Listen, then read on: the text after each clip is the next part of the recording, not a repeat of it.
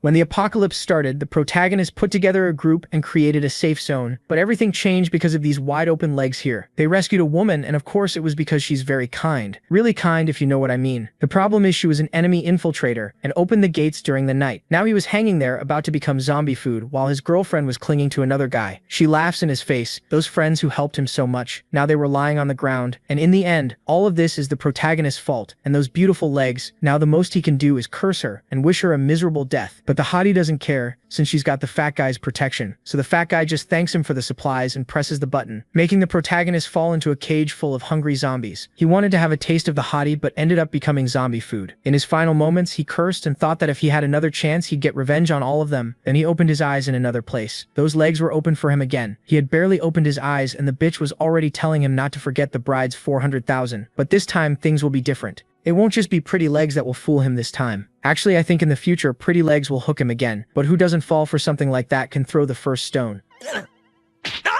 He already wanted to choke her, but that wouldn't be fun. So today he just kicked her out. This caught the girl by surprise, since before he was always like a little lapdog, but now he's a big dog and you can expect revenge. He has 1 month before the apocalypse begins, and this time there's something different. The system appeared to him, and there will even be rewards. He can trade points for overpowered supply boxes and body enhancements. To start, he goes straight to the food app. He ordered the best meal of his life. In his past life, he didn't eat anything decent for years. Now he's going to devour some good food. Suddenly his phone rings. It was the hottie with the big legs friend calling to annoy him. The protagonist just tells her to spend 5 minutes with P. Diddy with the clock stopped and hangs up on her. He let out all the resentment he had been holding in his soul. Now he needs to think about how to buy land and build a fortress. So that same day he goes to a real estate agency. The clerk seems very attentive, but soon the manager shows up to bother. He starts scolding the girl in front of everyone and tells her to go help unload the truck. She even tries to say she has a client, but the man says she shouldn't waste time on a broke guy. He even says that if he manages to buy a single bathroom, he'll do a live eating shit. The protagonist laughs and says he'll make sure he finds some nice fresh ones later. Then pulling out his card, he's here to buy land.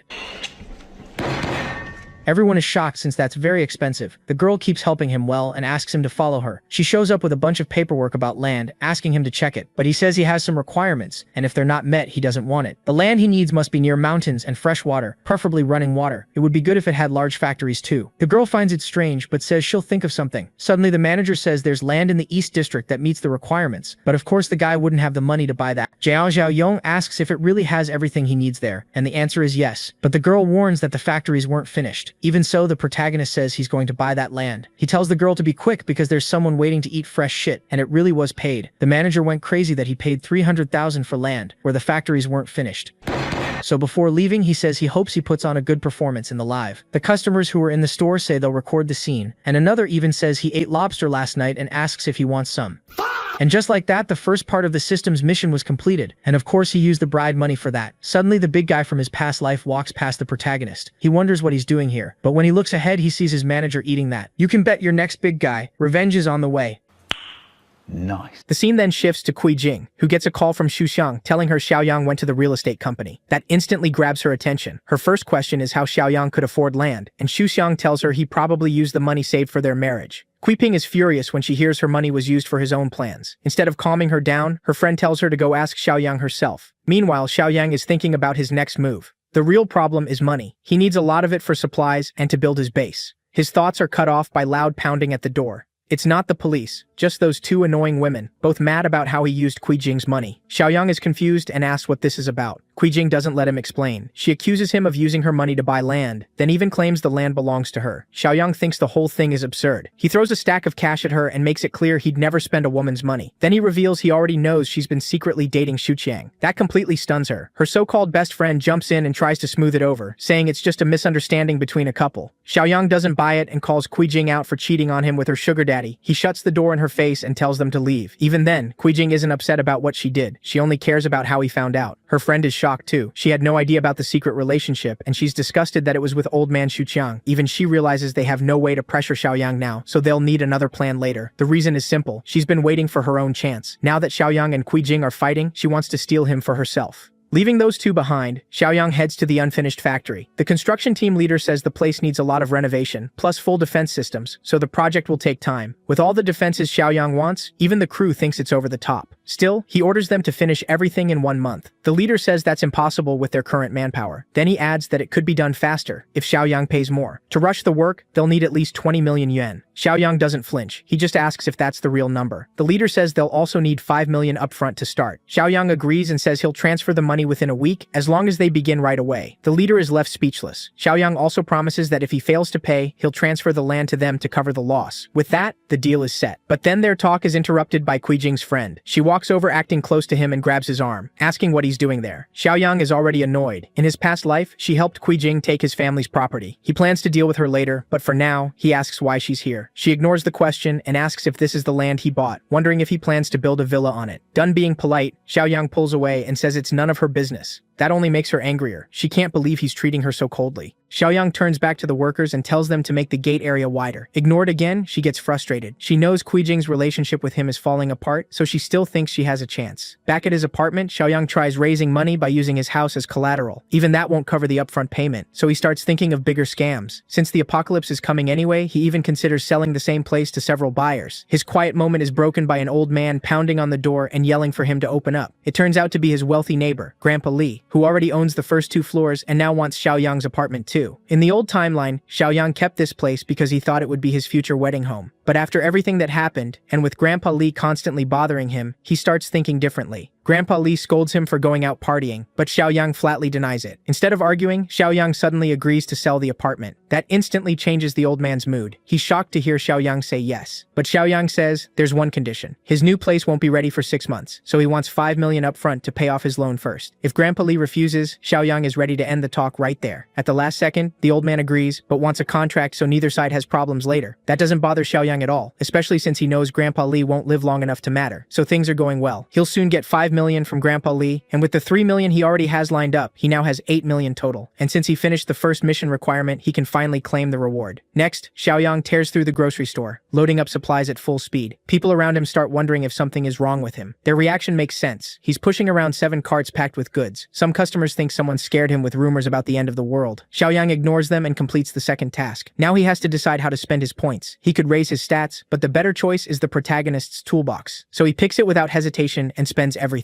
A glowing mystery box appears. Inside is a powerful space ring that can store items in a frozen dimension. Xiaoyang is more than happy with a reward like that. Now he won't have to worry about his food spoiling in storage. But the system doesn't stop there. It raises the goal from 1 year of supplies to 10 years if he wants more points. His huge shopping spree draws attention, and security shows up to handle the disturbance. Yang Tao is shocked to see Xiaoyang there. Back in school, Yang Tao was one of the bullies who picked on weaker students, including Xiaoyang. Now he's shouting at him again, ordering Xiaoyang to put everything back instead of causing trouble. Xiaoyang just smiles and says Yang Tao hasn't changed at all. He says he'll pay for everything, but Yang Tao assumes he's bluffing and demands immediate payment. An hour later, 4 cashiers finally finish scanning all the items. The bill comes to nearly 57,000 yuan. Yang Tao immediately orders Xiaoyang to pay. Xiaoyang calmly swipes his card. To Yang Tao's shock, the payment goes through. Humiliated, Yang Tao starts to leave with his men, but Xiaoyang stops him. He says Yang Tao was rude to him for no reason, so he wants a proper apology, or he'll return everything. That makes Yang Tao furious. He thinks Xiaoyang is clearly picking a fight. But with cameras everywhere, the other shoppers side with Xiaoyang and pressure Yang Tao to apologize before he ends up viral online. Xiaoyang calmly reminds his old classmate that saying sorry won't kill him. He even says an apology might make him buy 10 times more. Yang Tao thinks that's nonsense, so Xiaoyang decides to prove it by showing his account balance. Then he swipes the card again. Yang Tao is stunned. He can't believe Xiaoyang has 7 million just sitting in his account. With no way to save face, Xiaoyang forces the embarrassed Yang Tao to apologize. The bully finally gives in and lowers his head. To make it worse, Xiaoyang pats his head and tells him not to be rude for no reason. As Yang Tao leaves, he asks why Xiaoyang bought so much stuff. Xiaoyang brushes him off. It's none of his business, and he's working on something big. Now much more respectful, the manager says huge orders like this would need a wholesaler. That gets Xiaoyang's attention, and he asks if Yang Tao knows any. Yang Tao says yes and brings up their old leader, Zhang Shengjie, who now works in wholesale. Yang Tao even calls him about a major client. Xiaoyang is surprised this jerk is still following the same boss even after school, and he wonders how much money they've made together. A little later, Yang Tao brings him to his boss. Then a car speeds up and stops right beside them. Out steps the same arrogant guy from school, Zhang Shengjie. He wants to meet this big client right away, and Yang Tao reminds him Xiaoyang was their old classmate. But so much time has passed that Shengji doesn't remember him. After staring at him for a moment, he finally figures it out. It's the kid who always stood up to their group and never followed orders. Shengji tries to mock Xiaoyang's clothes as fake, and Xiaoyang plays dumb about the brand. That reaction makes Shengji think he came for nothing. This kid can't be a real big client. He literally kicks Yang Tao and claims he can tell who's rich just by looking at them. Xiaoyang mocks him back, saying his aura is too weak to scare anybody. Provoked, Shengji grabs him by the clothes. Xiaoyang doesn't flinch and repeats himself. Funny enough, Shengji only gets mad about being called dumb. He completely ignores the part about acting superior. Yang Tao jumps in to calm things down, but gets kicked again for interrupting. Still furious, Shengji warns Xiaoyang he won't leave in one piece unless he buys a huge amount of goods from him. Xiaoyang stays calm and shows him his bank balance. The boss is stunned. Xiaoyang is ready to spend 1 million on the spot and says that's only the deposit. The full order will be 5 million. Now interested, Shengji asks what kind of goods he wants. Xiaoyang says anything people can eat or drink. Even with a huge customer in front of him, the greedy boss starts thinking about dumping nearly expired food on him. At the warehouse, Shengji shows him the stock and offers 10% off if he takes everything there. But Xiaoyang only cares about quality. He checks one bag and quickly exposes the problem. Most of the goods are close to expiring. Shengji didn't expect Xiaoyang to know this business so well, so he raises the offer to 50% off for the whole pile. Xiaoyang refuses again. If he's spending 5 million, he wants top quality goods. Still, he does say he has a use for the expired stock, which confuses the boss.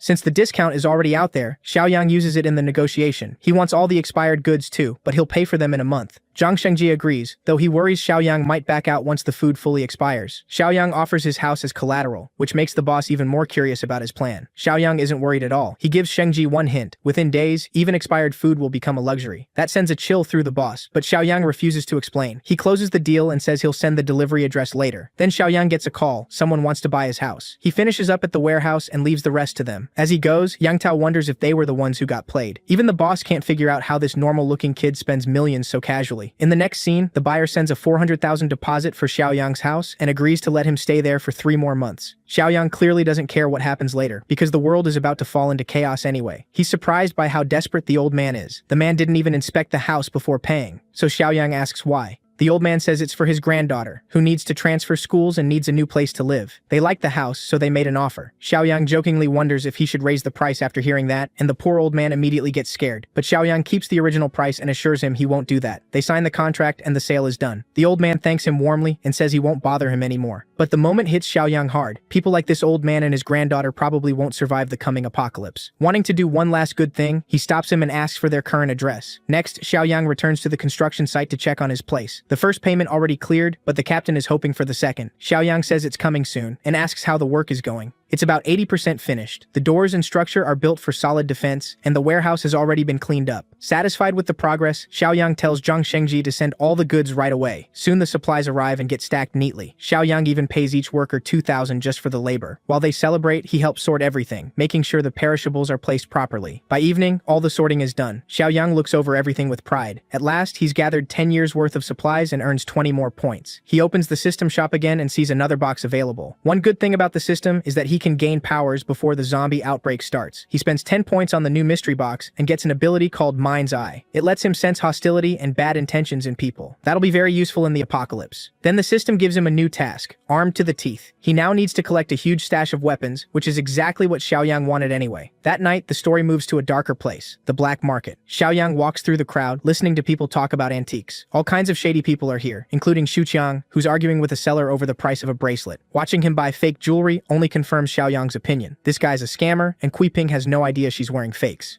While looking around, Xiaoyang finally spots something useful. He stops at a stall selling melee weapons and asks for the real good stuff. The seller suggests a knife sharpener or maybe a baton if he wants something blunt. Xiaoyang says he needs something even tougher than that. The shop owner assumes he's not serious until Xiaoyang transfers 200,000 straight into his account, proving he's here to buy. Now interested, the seller tells him to keep watching the stall while they go talk in private. In the storage room, the man shows him some homemade guns for 2,000 yuan each, but they're too weak to really kill anything. Xiaoyang rejects them. He needs weapons for zombies, not toys. The seller then shows him a replica revolver worth around 5,000 yuan. Again, Xiaoyang isn't impressed, especially after already paying 200,000 up front. That advance shocks the seller because Xiaoyang says the 200 grand is just 10% of what he plans to spend. He's ready to drop a full 2 million on weapons. That insane number leaves the seller wondering what kind of life this kid lives. Xiaoyang tells him to stop wasting time and keep going.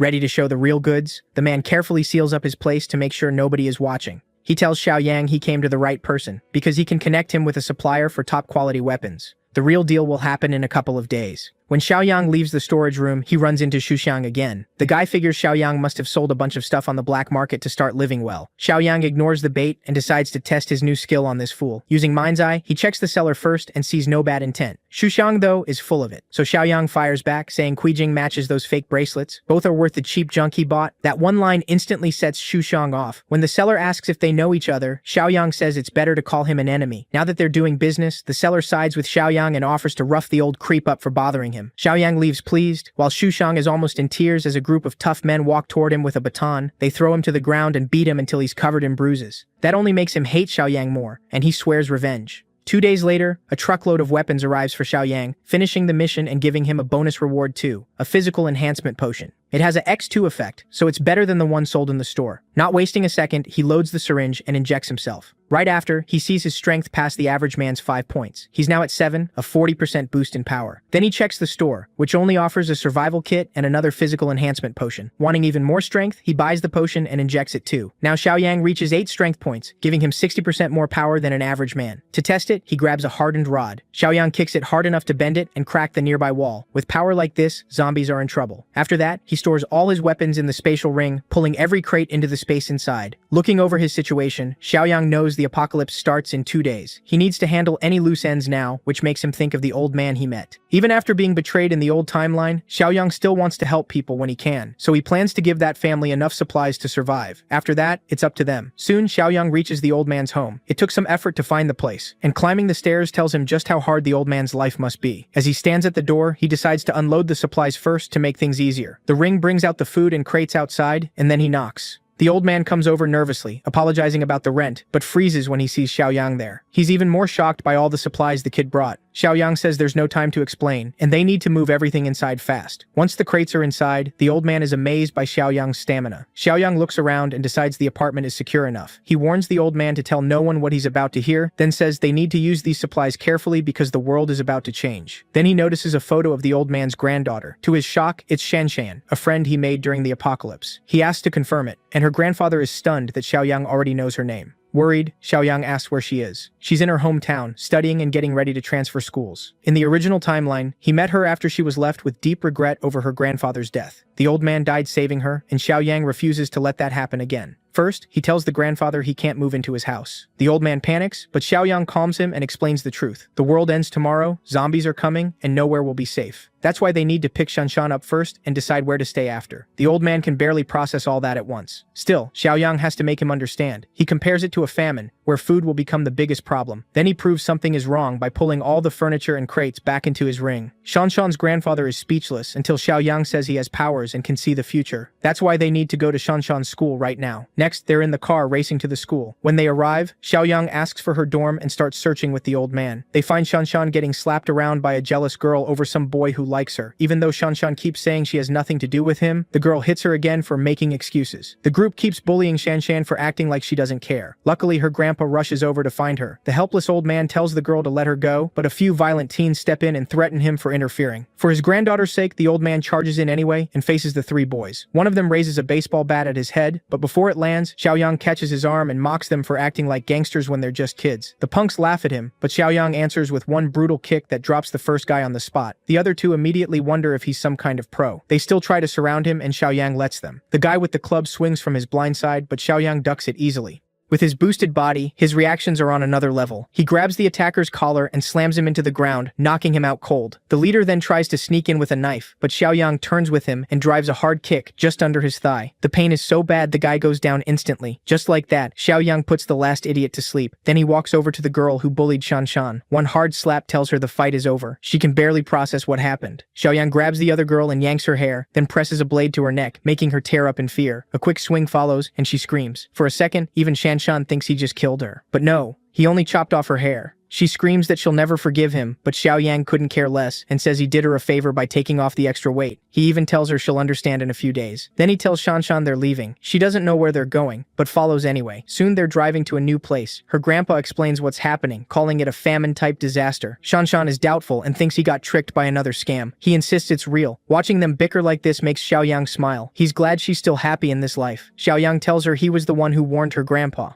This version of Shanshan has no idea who he is, so he introduces himself properly. She thanks him for saving her from the bullies, but Xiaoyang isn't worried about them. They likely won't survive what's coming. Shenshan is still confused about what's about to happen. Xiaoyang explains he only called it a famine so her grandpa could understand easier. That gives her a little hope, until he replaces that word with apocalypse, and crushes it right away. He says the news should already be showing signs of chaos. Shanshan checks her phone and finds a bunch of videos about some rabies-like sickness is making people lose control and attack others. The more clips she watches, the more scared she gets. The infected look terrifying. Xiaoyang realizes he was right. The apocalypse is almost here. Shanshan learns that tomorrow, toxic smog will officially break out and cover several provinces. The smog will permanently change living things. A huge part of the population will turn into zombies right away, and after that, they'll hunt down anyone still normal. And once those survivors die, they rise too, making the horde even bigger. At least Shanshan knows what zombies are, but this is still too crazy for her to fully believe. Xiaoyang figures she'll accept it soon enough, especially once the world falls apart within a week. For now, they have another problem. Traffic. Even the emergency lane is jammed, which catches Xiaoyang off guard. With the road packed, Shanshan worries zombies will reach them while they're trapped. Xiaoyang tells her it isn't that bad yet since the apocalypse hasn't fully started. Still, even before the main disaster begins, a smaller outbreak could easily happen here. Then a reckless driver forces his way between lanes and slams straight into Xiaoyang's car. That instantly pisses him off, so he blocks the guy from getting into the emergency lane. The driver stops beside them and starts yelling at Xiaoyang. Once they realize it's some spoiled rich guy in a Mercedes, Shanshan's grandpa says to drop it. Xiaoyang disagrees. If this guy drags them out, he's dead. An hour later, traffic finally clears and the issue seems over.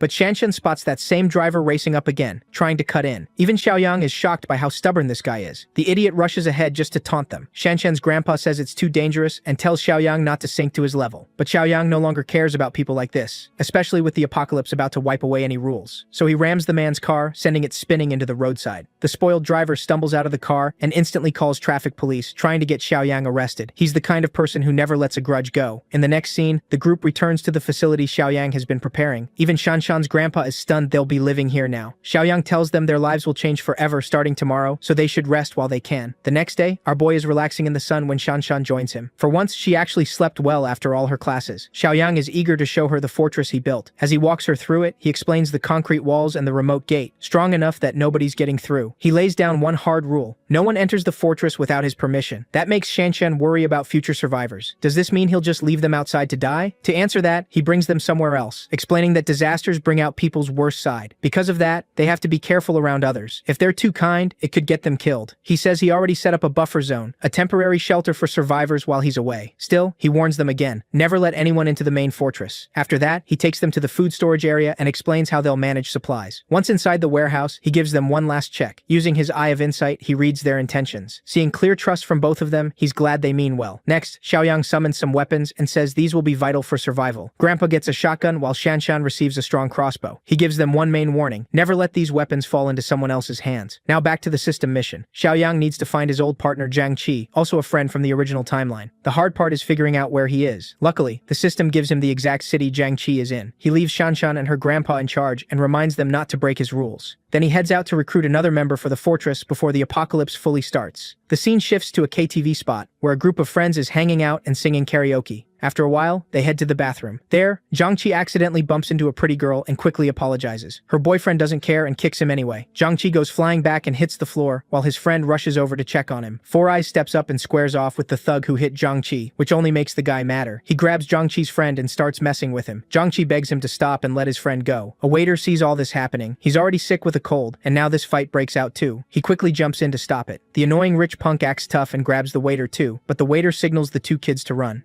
Jiang Qi and his friend take the chance and bolt. They make it back to their karaoke room, safe for the moment. The others are shocked to see them rush in like that. Four Eyes explains they bumped into some thug's girl and got beaten for it, and only escaped because the waiter helped them. That gets the other two fired up. They want to go back and beat the guy for messing with their group. Jiang Qi calms them down, saying there's no point in looking for more trouble. But things are about to get much worse. That waiter is now beaten bloody, and the rich thug has brought 3 more friends to go after Jiang Qi's whole group. He orders his men to grab them at once. Jiang Qi and Four Eyes can't fight back, so they immediately crouch down. There's only one guy in their group brave enough to resist, and the second he tries to speak up, the thug leader smashes a bottle over his head. Chen Chong, yes, that's really his name, ends up with blood pouring from his head. The scene switches to Xiaoyang, who pulls up outside the bar, figuring it makes sense that Jiang Qi would be here. Chen Chong is down hard, and with that much blood on the floor, he needs a hospital fast. The thug leader looks to his girl for approval, and she says they should punish the guy who bumped into her, and that puts Jiang Qi next in line for a beating. Out of nowhere, Chen Chong lunges up and tries to attack the thug leader. If another guy hadn't stopped him, he might have crushed his face. The thug leader is shocked a college kid would dare fight back and smashes another bottle over Chen Chong's head.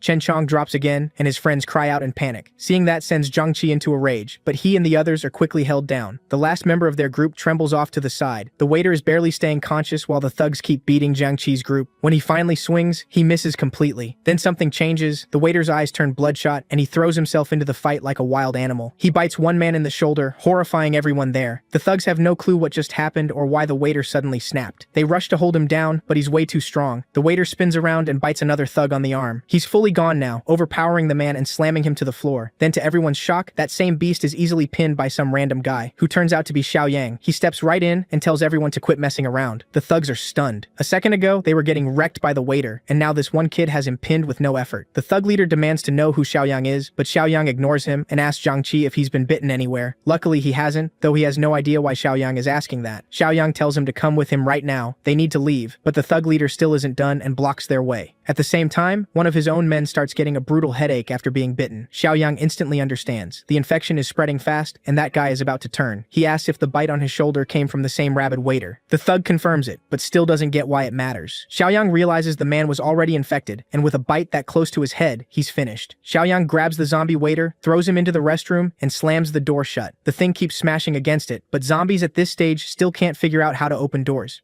Then Xiaoyang turns back to the thugs. Xiaoyang gets ready to throw down and asks Zhang-Chi which one he should hit first. The funny part is Zhang-Chi doesn't even know who Xiaoyang is, so he's totally lost. Mad at the kid's attitude, the thug leader charges in to shut him up. Xiaoyang embarrasses him in one move by grabbing his face, then slamming his head into the floor. The infected lackey rushes in next, but Xiaoyang drops him with one hard hit to the face. The guy collapses, and his friend is shocked. One punch shouldn't have done that. Then the fallen thug starts twisting in pain. Xiaoyang tells the rest to come try him too if they need a lesson. Then he turns to Zhang-Chi and orders him to take his friends to the private room and wait outside. Zhang-Chi doesn't argue and helps his injured friend out. The thug leader and the others stop acting tough once they realize they can't win. But Xiaoyang isn't letting them walk away that easily. He calls the leader a drunken idiot who almost got his brother killed and decides to repay the favor. He shoves the thug inside and locks the door behind him. The thug leader pounds on it, but it's useless. The door's locked from outside. His infected lackey has already turned into a zombie and jumps at the closest target. A moment later, Xiaoyang hears them screaming as they're torn apart. When a staff member comes over, Xiaoyang tells him to secure the door and call the police, saying there's a dangerous rabid flu patient inside. The worker freezes for a second until Xiaoyang yells at him to do it now, so he quickly locks it with a key. After that, Xiaoyang helps Zhang-Chi's group get outside. Meanwhile, the staff worry about the noise from the room and repeat what they heard, that there may be a rabid flu patient inside, though nobody knows for sure. Once they hear that, they rush to the security cameras. But the second they see the footage, their faces turn pale. Everyone in that room has become a flesh-eating monster, ripping each other apart, so the staff call the police right away. Luckily, Xiaoyang and the others make it out of the karaoke bar alive. He gets them into the car, and they drive off fast. Zhang-Chi is thankful, but he still has no idea who this guy is. Xiaoyang finally introduces himself and says a client hired him to protect them, but he can't reveal who. One of them questions the rabid flu, saying the internet says it isn't real. Xiaoyang reminds them what they just saw and asks if that looked fake too. Four Eyes nervously asks if there's a cure. Xiaoyang says no, and from here things are only going to get worse until the world falls into chaos. Zombie attacks have already started. The infection is spreading fast, though for now it's still a local outbreak. Most infected people are still incubating and will turn soon, so if Zhang-Chi and his friends want to survive, they need to follow Xiaoyang exactly. They all agree. Right then, Xiaoyang gets a mission complete message that unlocks new store items, including some supplies he'll need later.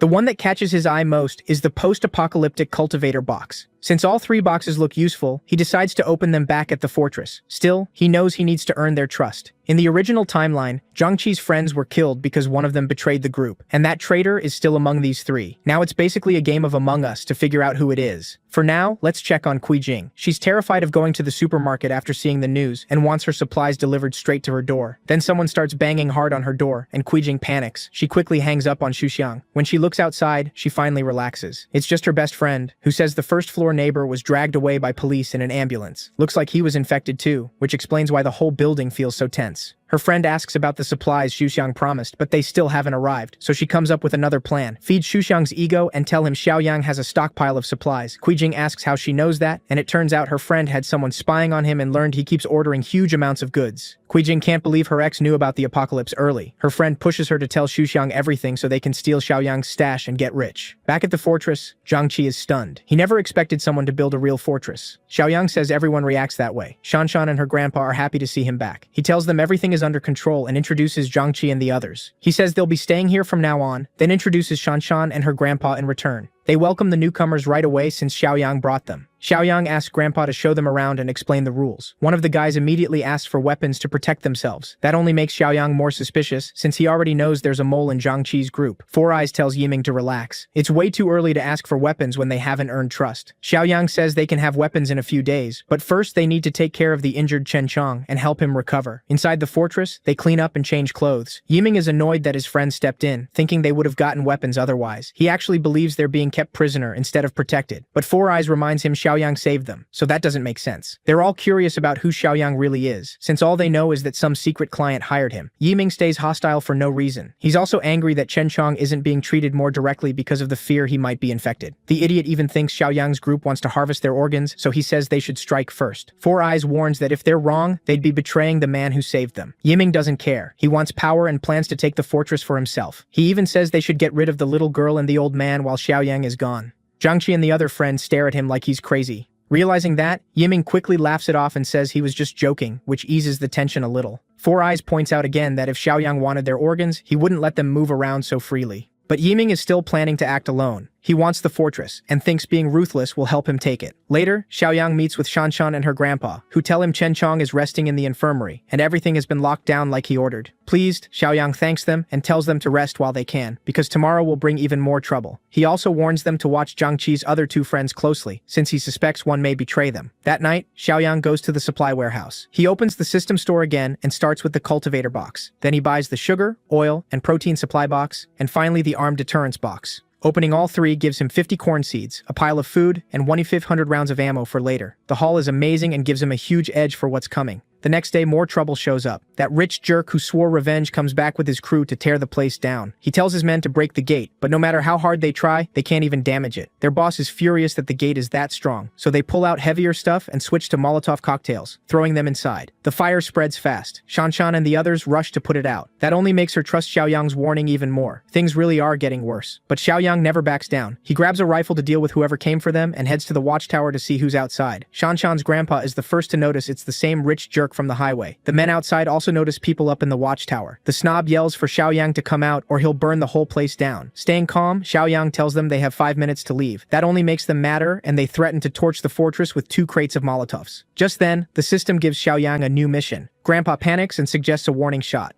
The mission is simple. Wipe out the group attacking the fortress. Xiaoyang knows a warning shot won't stop men like this. They're criminals with no care for anyone else. He takes aim, knowing he can't let them keep threatening innocent people. Then Xiaoyang pulls the trigger. The bullet tears a man's arm apart, and he drops, screaming in pain. Xiaoyang had aimed for the head, but he's rusty with guns and still adjusting. Even so, blowing off the man's arm is enough to break their nerve, and they start running. Xiaoyang knows if he lets them go, they'll just come back tomorrow. So he opens fire and kills them all. A few who make it to the car shove their boss inside, while he screams at the driver to floor it. They try to escape in the car, but Xiaoyang sprays it down with his rifle. The way he handles the weapon makes the old man wonder who this kid really is. It ends badly for the attackers. The car is wrecked, and every one of them is dead. After that, Xiaoyang tells Shanshan's grandpa to have the others clean up. But then he changes his mind. Since the apocalypse is just starting, he decides to leave the bodies outside. Once they turn, they can be used for zombie practice. What Xiaoyang doesn't know is that Xuxiang is also on the way, with Kuijing and her bestie. Kuijing is already annoyed by how her friend keeps flirting with the fat guy. Soon they arrive at the factory. Kuijing wants her friend to come with her, but she suddenly gets nervous and refuses. Kuijing says she has to come, otherwise they won't know which factory belongs to Xiaoyang. When she still refuses, Kuijing drags her out anyway. The two girls head toward the gate, while Xuxiang tells his men to get ready. Once he gets the signal, he'll drive in, and the others will move too. As they walk up, the shady bestie asks why she was forced to come. Kuijing says they're too much alike for her to trust her. The girl claims she's only acting flirty so they can trick Xiaoyang more easily. Then they spot a bunch of bodies on the ground and instantly realize a gunfight happened here. Both freeze in fear and think about turning back, but then figure these people probably came for Xiaoyang's supplies too. That makes them wonder if Xiaoyang died in the shootout. They don't really care, as long as the supplies are still there. They think about calling Xuxiang in, but Kuijing decides they should sneak in first. So the girls approach the main gate, only to find it way too thick and sealed tight to enter. Now they start wondering if Xiaoyang survived. From the tower, Shanshan calls down and asks what they want. The two immediately pretend they're Xiaoyang's friends. Shanshan quickly reports this to Xiaoyang, which makes Kuijing even more annoyed, thinking he's gotten close to another girl. Her friend tells her to stay focused. They're dealing with armed people. Kuijing still trusts Xuxiang to handle them since he brought guns too. The real problem is getting through the gate. Xiaoyang comes over himself and wonders why Kuijing and Wenshuya are here. He immediately uses Eye of Insight to read their intentions. They act sweet and worried, but he can tell they're hiding bad intentions and don't trust him at all. Xiaoyang laughs at the act, then openly reveals that he knows Xuxiang and his men are hiding nearby too.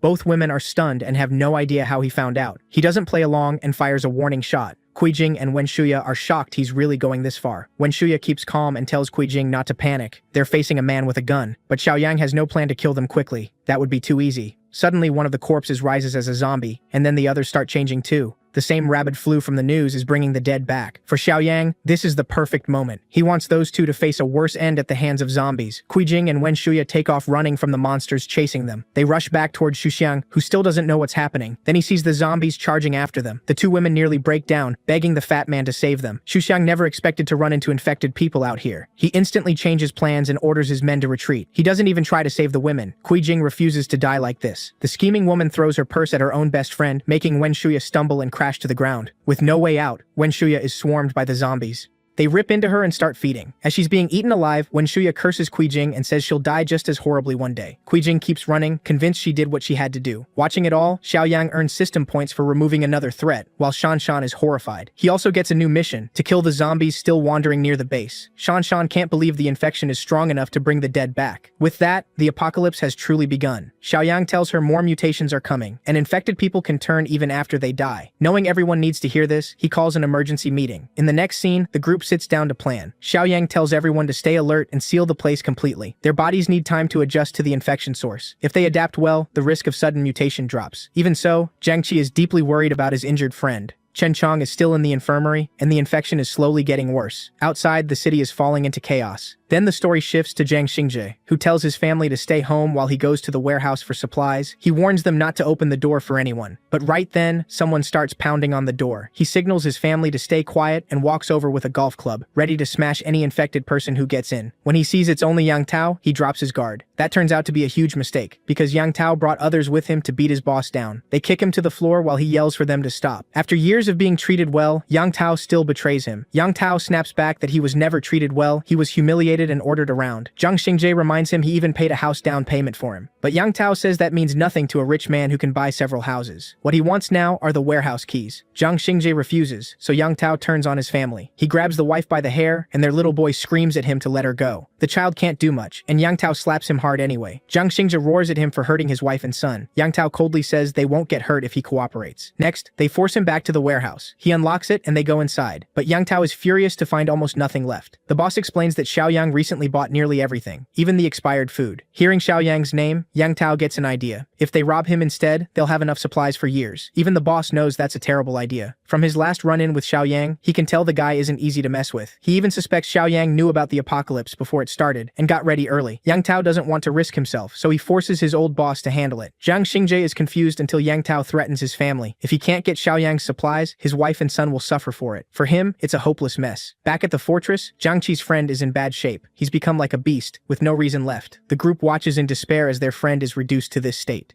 Then Yiming says they should put him down. That immediately makes Xiaoyang suspicious again. Jiangqi can't believe Yiming would say that, but Yiming means it. He says there's no point keeping an infected person alive, especially one who's basically already gone. If he breaks free, everyone else will be in danger. It hurts to hear, but he's right. Xiaoyang agrees. There's no cure, so their friend can't be brought back. To test Yiming, Xiaoyang hands him a blade to see what he'll do. Yiming freezes at first, then understands. Xiaoyang wants him to kill his infected friend. Yiming trembles as he stares at the weapon. Xiaoyang presses him, reminding him that he was the one asking for a weapon. If that's what he believes, then he should be the one to send his friend off. Before it goes further, Jiangqi knocks the blade away. He knows how heavy that choice is and offers to do it himself. Xiaoyang quickly warns him that if he does this, he'll be taking a life. That's not something to take lightly, but Jiangqi trusts Xiaoyang and still decides to do it. Seeing his resolve, Xiaoyang lets him step forward. In the next moment, Jiangqi raises the blade and is just about to strike when Xiaoyang suddenly stops him. Even after agreeing, he changes his mind at the last second. Chen Chong's case is different, so Xiaoyang doesn't want him killed yet. He still has a use for him. The system had already warned him that Chen Chong's Chong's mutation is rare. Once he's alone in the room, Xiaoyang checks on him. Right now, Chen Chong is nothing but a savage monster. But Xiaoyang walks right up to him without fear and reminds him that he still has one last job. The next day, a car slams into a pole. It's the boss, having such a terrible day that he can't even drive straight. Luckily, he's close enough to the fortress to go on foot. But things get worse when a zombie suddenly attacks him. It bites his arm. He shoves the thing off, then runs back to the car. Grabbing a metal pipe, he cracks the zombie in the head. He keeps smashing until its head is turned into a bloody mess. But he spent too long on one zombie, and now more are closing in. Even with his injury, he keeps moving toward the fortress. Meanwhile, Xiaoyang has his people geared up. They're all armed and ready to clear the zombies near the base. Shanshan struggles with the protective gear. It's uncomfortable, but they need it. Xiaoyang explains that zombies can burst forward with crazy force, and that's dangerous for people without battle experience. They can take the gear off later. Outside, they pick one zombie as their target. Xiaoyang tells everyone to get ready. They're close enough to attack. The zombie suddenly spots them and charges. As it rushes in, Xiaoyang reminds the team to cover each other and keep their distance. He slips past the zombie's lunge and shows them how to make an opening after a dodge. The best places to hit are the temples and the back of the neck. The neck is the weak point. Surprisingly, Four Eyes is brave enough to swing at the zombie's face, but instead of landing a real hit, he just hurts himself. Xiaoyang tells them hitting the skull is useless. It's one of the worst moves they can make. That mistake gives the zombie a chance to attack, forcing Four Eyes to block with his weapon. The creature keeps pressing him while he shakes and calls for help. Still, Xiaoyang is impressed that he managed to defend himself. Then Zhang Qi charges in and goes for the neck. He hits the weak spot perfectly, opening the way for the others to swarm in and finish it. Xiaoyang reminds them that repeated strikes are key to making sure a zombie stays down. Zhang Qi turns and asks how they did, but Xiaoyang says they should already know. Then another zombie rushes him from a blind spot. Zhang Qi yells to warn him. The zombie is only inches from his shoulder when Xiaoyang spins around and grabs it by the head. Without a hint of fear, he turns it into another lesson. Always watch your surroundings.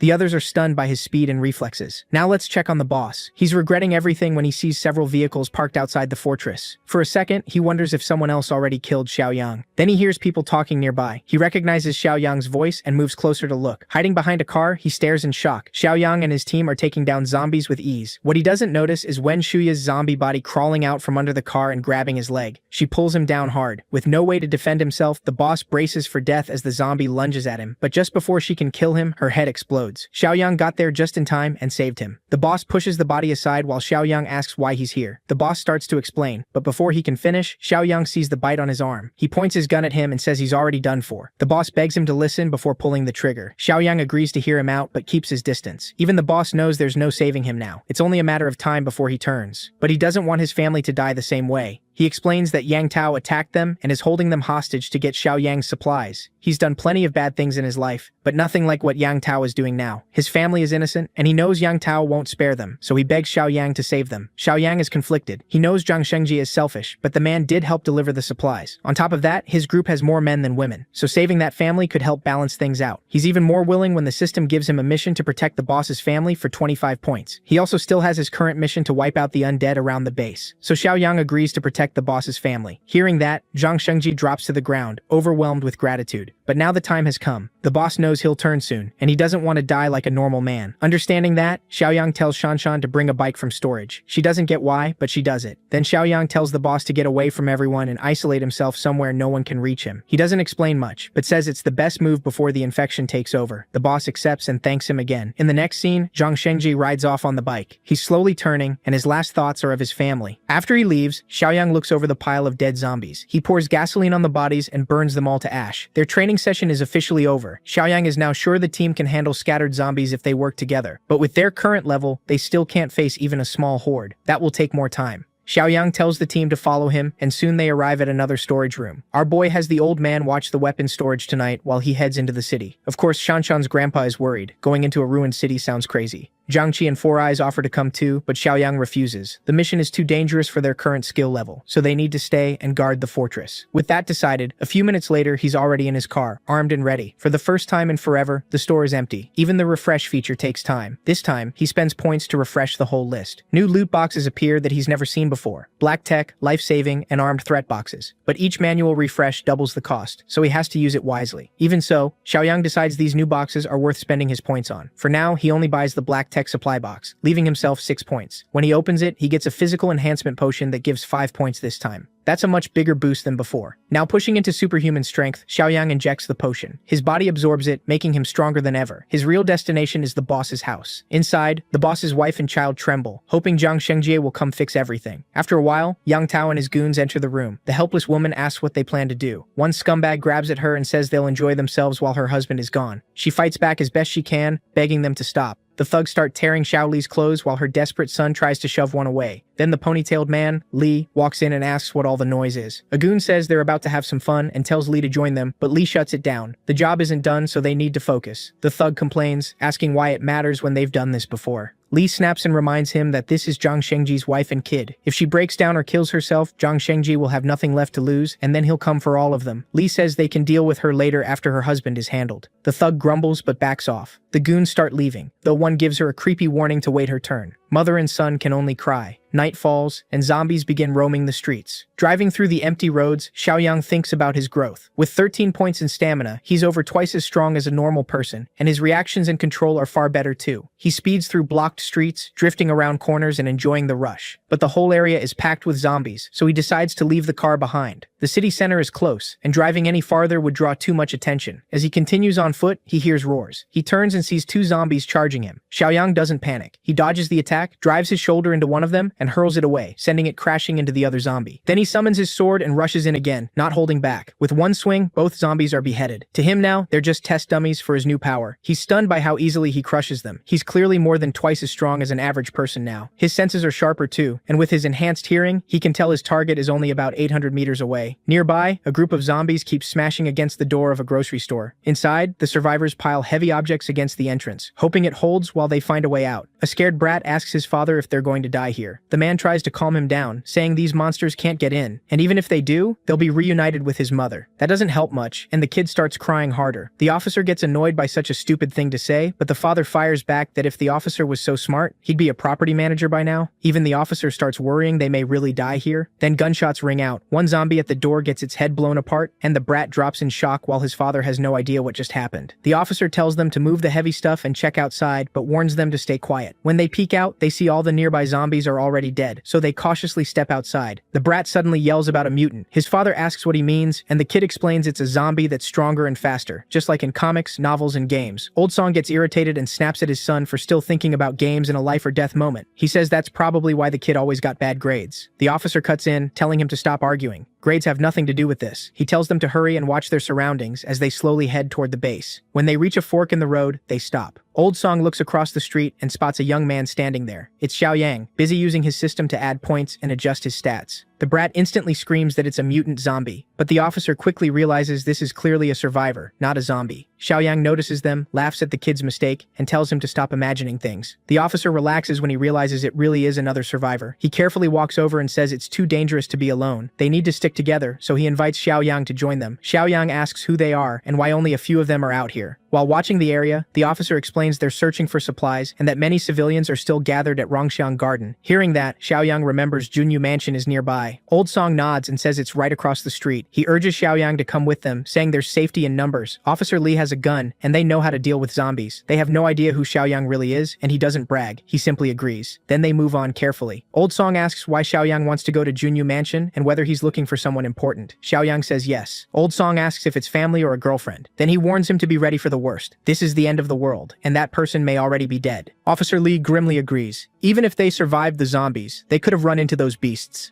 That catches Xiaoyang's attention, and he asks what he means. Officer Li says a gang of thugs is hiding in the Buyu Mountain Villa area in the east. To survive, they prey on other survivors, and his group already lost many people to them. He doesn't want to say more and reminds everyone to stay careful around other survivors too. Suddenly, the brat yells for the officer to watch out. Officer Li turns and sees a zombie lunging at him. He quickly drops it with a few precise shots. After the close call, Officer Li pants hard, shaken because he thought he was dead, but the gunfire has already drawn more zombies. The officer starts to panic, then spots an abandoned bus. Everyone runs for it. Xiaoyang smiles at their choice, running blindly could pull in even more zombies, but a bus makes a solid defensive shelter. The problem is obvious too. If it falls, there's nowhere to retreat. He gives the plan a mental score of 70. The others climb into the bus, and Officer Lee tells Xiaoyang to hurry. Xiaoyang leaps inside, and Officer Lee slams the door shut behind him. He warns everyone to check the seats for hidden zombies, but the brat shouts that the zombies are still coming. Officer Lee grits his teeth as he realizes they escaped fast, but not fast enough. The zombies start slamming against the bus, trying to force their way in. More gather every second, and the officer struggles to hold the door closed. Then Zhang reaches out and slams the door shut with such force that the zombies are thrown back and the entrance seals tight. Officer Lee just stares, shocked by that kind of strength. Zhang Xiaoyang says he'll hold the door shut and tells them to break the windows and fight from there. To everyone's surprise, Officer Lee agrees and puts his trust in Zhang Xiaoyang. They immediately smash the bus windows. The zombies clinging outside get hit in the head by Old Song, while the others back him up. They keep Old Song steady so he doesn't fall out the window. Officer Lee avoids using his gun since he's low on ammo and wants to save it for a real emergency. Then Zhang Xiaoyang pulls out a crossbow and hands it to Officer Lee. The officer is confused, wondering where it even came from, and Zhang casually says he picked it up earlier. With that, Old Song and Officer Lee join the fight, using the crossbow and brute force to clear the zombies. After a hard fight, they wipe them out and finally leave the bus. The brat gets way too confident, convinced they escaped by fate and must be chosen in this apocalypse. Zhang tells everyone to stay sharp and not repeat the same careless mistake. Back at the fort, everyone is hoping Zhang Xiaoyang is safe. That night, Liu Yiming volunteers to stand guard. The glasses guy asks why he's suddenly so eager, and Liu Yiming snaps at him to quit talking nonsense, saying he's always taken his duties seriously. The fatty gets shut down fast and asks why Liu Yiming is so upset over a little joke. Uncle Sheng steps in and says if Liu Yiming is taking watch, everyone else should rest. He tells Liu Yiming to wake them right away if anything happens. As the night grows later, Liu Yiming sits there, thinking about how everyone is probably asleep by now. Then he decides it's time to handle what he planned before Zhang gets back.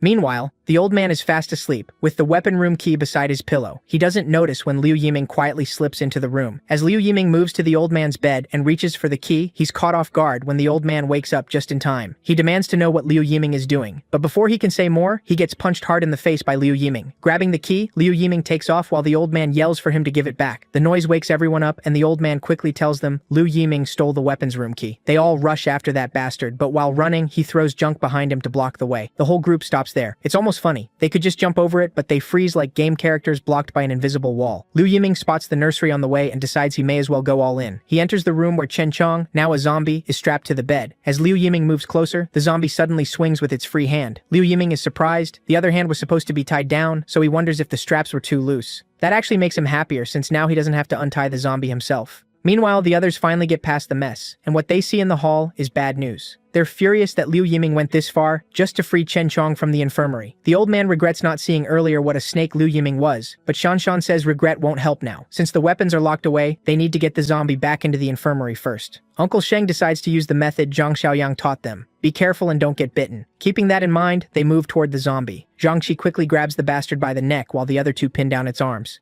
The old man helps the most by pointing to the infirmary and telling them to drag it back. On the count of 3, they shove the zombie back inside and lock the door as tightly as they can. Once it's trapped again, someone says handling the zombie felt easier than expected, and the others agree. But the old man reminds them they wasted too much time, and that brat has probably already gotten the weapons. Right then, Li Yuming appears and mocks the old man for calling him a brat. Worst of all, he now has a gun. He's annoyed the storeroom only had one, but says one is enough to kill them all, then he'll look for the rest. Li Yuming aims the gun and orders them back into the room. Zhang Qi tries to talk him down, reminding him Zhang Xiaoyang saved everyone and gave them a chance to live. But Li Yuming says Zhang always acts superior, and saving them doesn't mean they owe him their lives forever. The old man calls him an ungrateful punk. Inside the infirmary, Chen Chong seems to have plans of his own, and it looks like he's about to join the fight. But before that can happen, the scene shifts to Rongxiang Garden, where Officer Li carefully explains the way to Jinyu Mansion. He warns that the area is confusing and perfect for zombies to hide, so Zhang needs to be careful. He tells Zhang Xiaoyang to come back to Rongxiang Garden after finding the people he's looking for, and says the side gate is safer than the main entrance. Zhang thanks him and says he'll remember that. As Zhang heads out, Old Song offers to go with him since he saved them, but Officer Li says they don't know what's waiting inside Jinyu Mansion. If they run into a zombie horde, they'll all die. Old Song asks why they're letting Zhang walk into that alone. Officer Li says he's warned Zhang all he can. The rest is up to him, though he admits Zhang is clearly capable. Meanwhile, the outside area is packed with zombies. Inside, the thugs holding Zhang Sheng's family hostage are getting irritated that he still hasn't returned. One thug doesn't care and says he's waited long enough. Tonight, he's taking it out on the wife. These idiots are still waiting for a dead man. One of them at least guesses Zhang may already be dead since he went out alone. Another says when they have their fun, they'll tie the woman up so she can't kill herself. Since they don't know how long they've got, they decide to enjoy themselves now. The woman trembles as she hears their plan. Ponytail finally gives them the go-ahead, but warns them not to let anything happen to the woman while they're messing around. Then Ponytail notices something strange outside. All the zombies out there have suddenly dropped dead. He doesn't know why, but we do. Ponytail goes out to check, thinking it might be a rescue team. But the moment he steps outside, his story ends. As he moves forward, a dagger flashes, slashes his throat open, and his head rolls across the ground. Back in the room, the other thugs are ready to take their prize. Grinning, they start undoing their belts. They rip her son away from her and slap her hard when she yells. They toss the boy aside, but the kid still fights back with everything he has. The thugs kick him out, then slam the door and leave him outside. Right then, Ponytail's headless body drops to the floor, and the kid freezes in shock. Then he sees a figure standing at the doorway. There's nothing to fear. It's Zhang Xiaoyang. Zhang asks if Zhang Shengjie is his father. The boy stammers before finally answering. Inside, the thugs are already tearing at the woman's clothes while she struggles to cover herself. One smug thug slaps her again and tells her to scream while they harass her, but she stays silent so her son won't hear. The thug decides he'll go first, then let the others have their turn. Before he can, the door crashes open. One thug thinks the kid kicked it in, but before he can react, his head is sliced clean off. His friend, still clueless, asks why he's just standing there and tells him to kick the brat out, without realizing the guy is already headless. A second later, the body drops, and the others are stunned. They still can't figure out what's happening when Zhang Xiaoyang grabs one of them and slams him hard against the wall. The thug, still messing with his belt, stammers and asks who Zhang is. Zhang doesn't answer. He just kicks him in the face and ends him on the spot. Back at the fort, Li Yuming points his gun at everyone and gives one last warning. Move, or he shoots. The old man tells the others to do what he says and head into the room. Shan refuses, but he insists and says he'll figure something out later. Li Yuming only grins and says there's nothing to figure out. He warns them they haven't seen how ruthless he can be, then decides to start with the old man for talking too much. The two people behind the old man try to calm him down, but in the middle of it, they hear something. The infirmary door lock starts turning, and then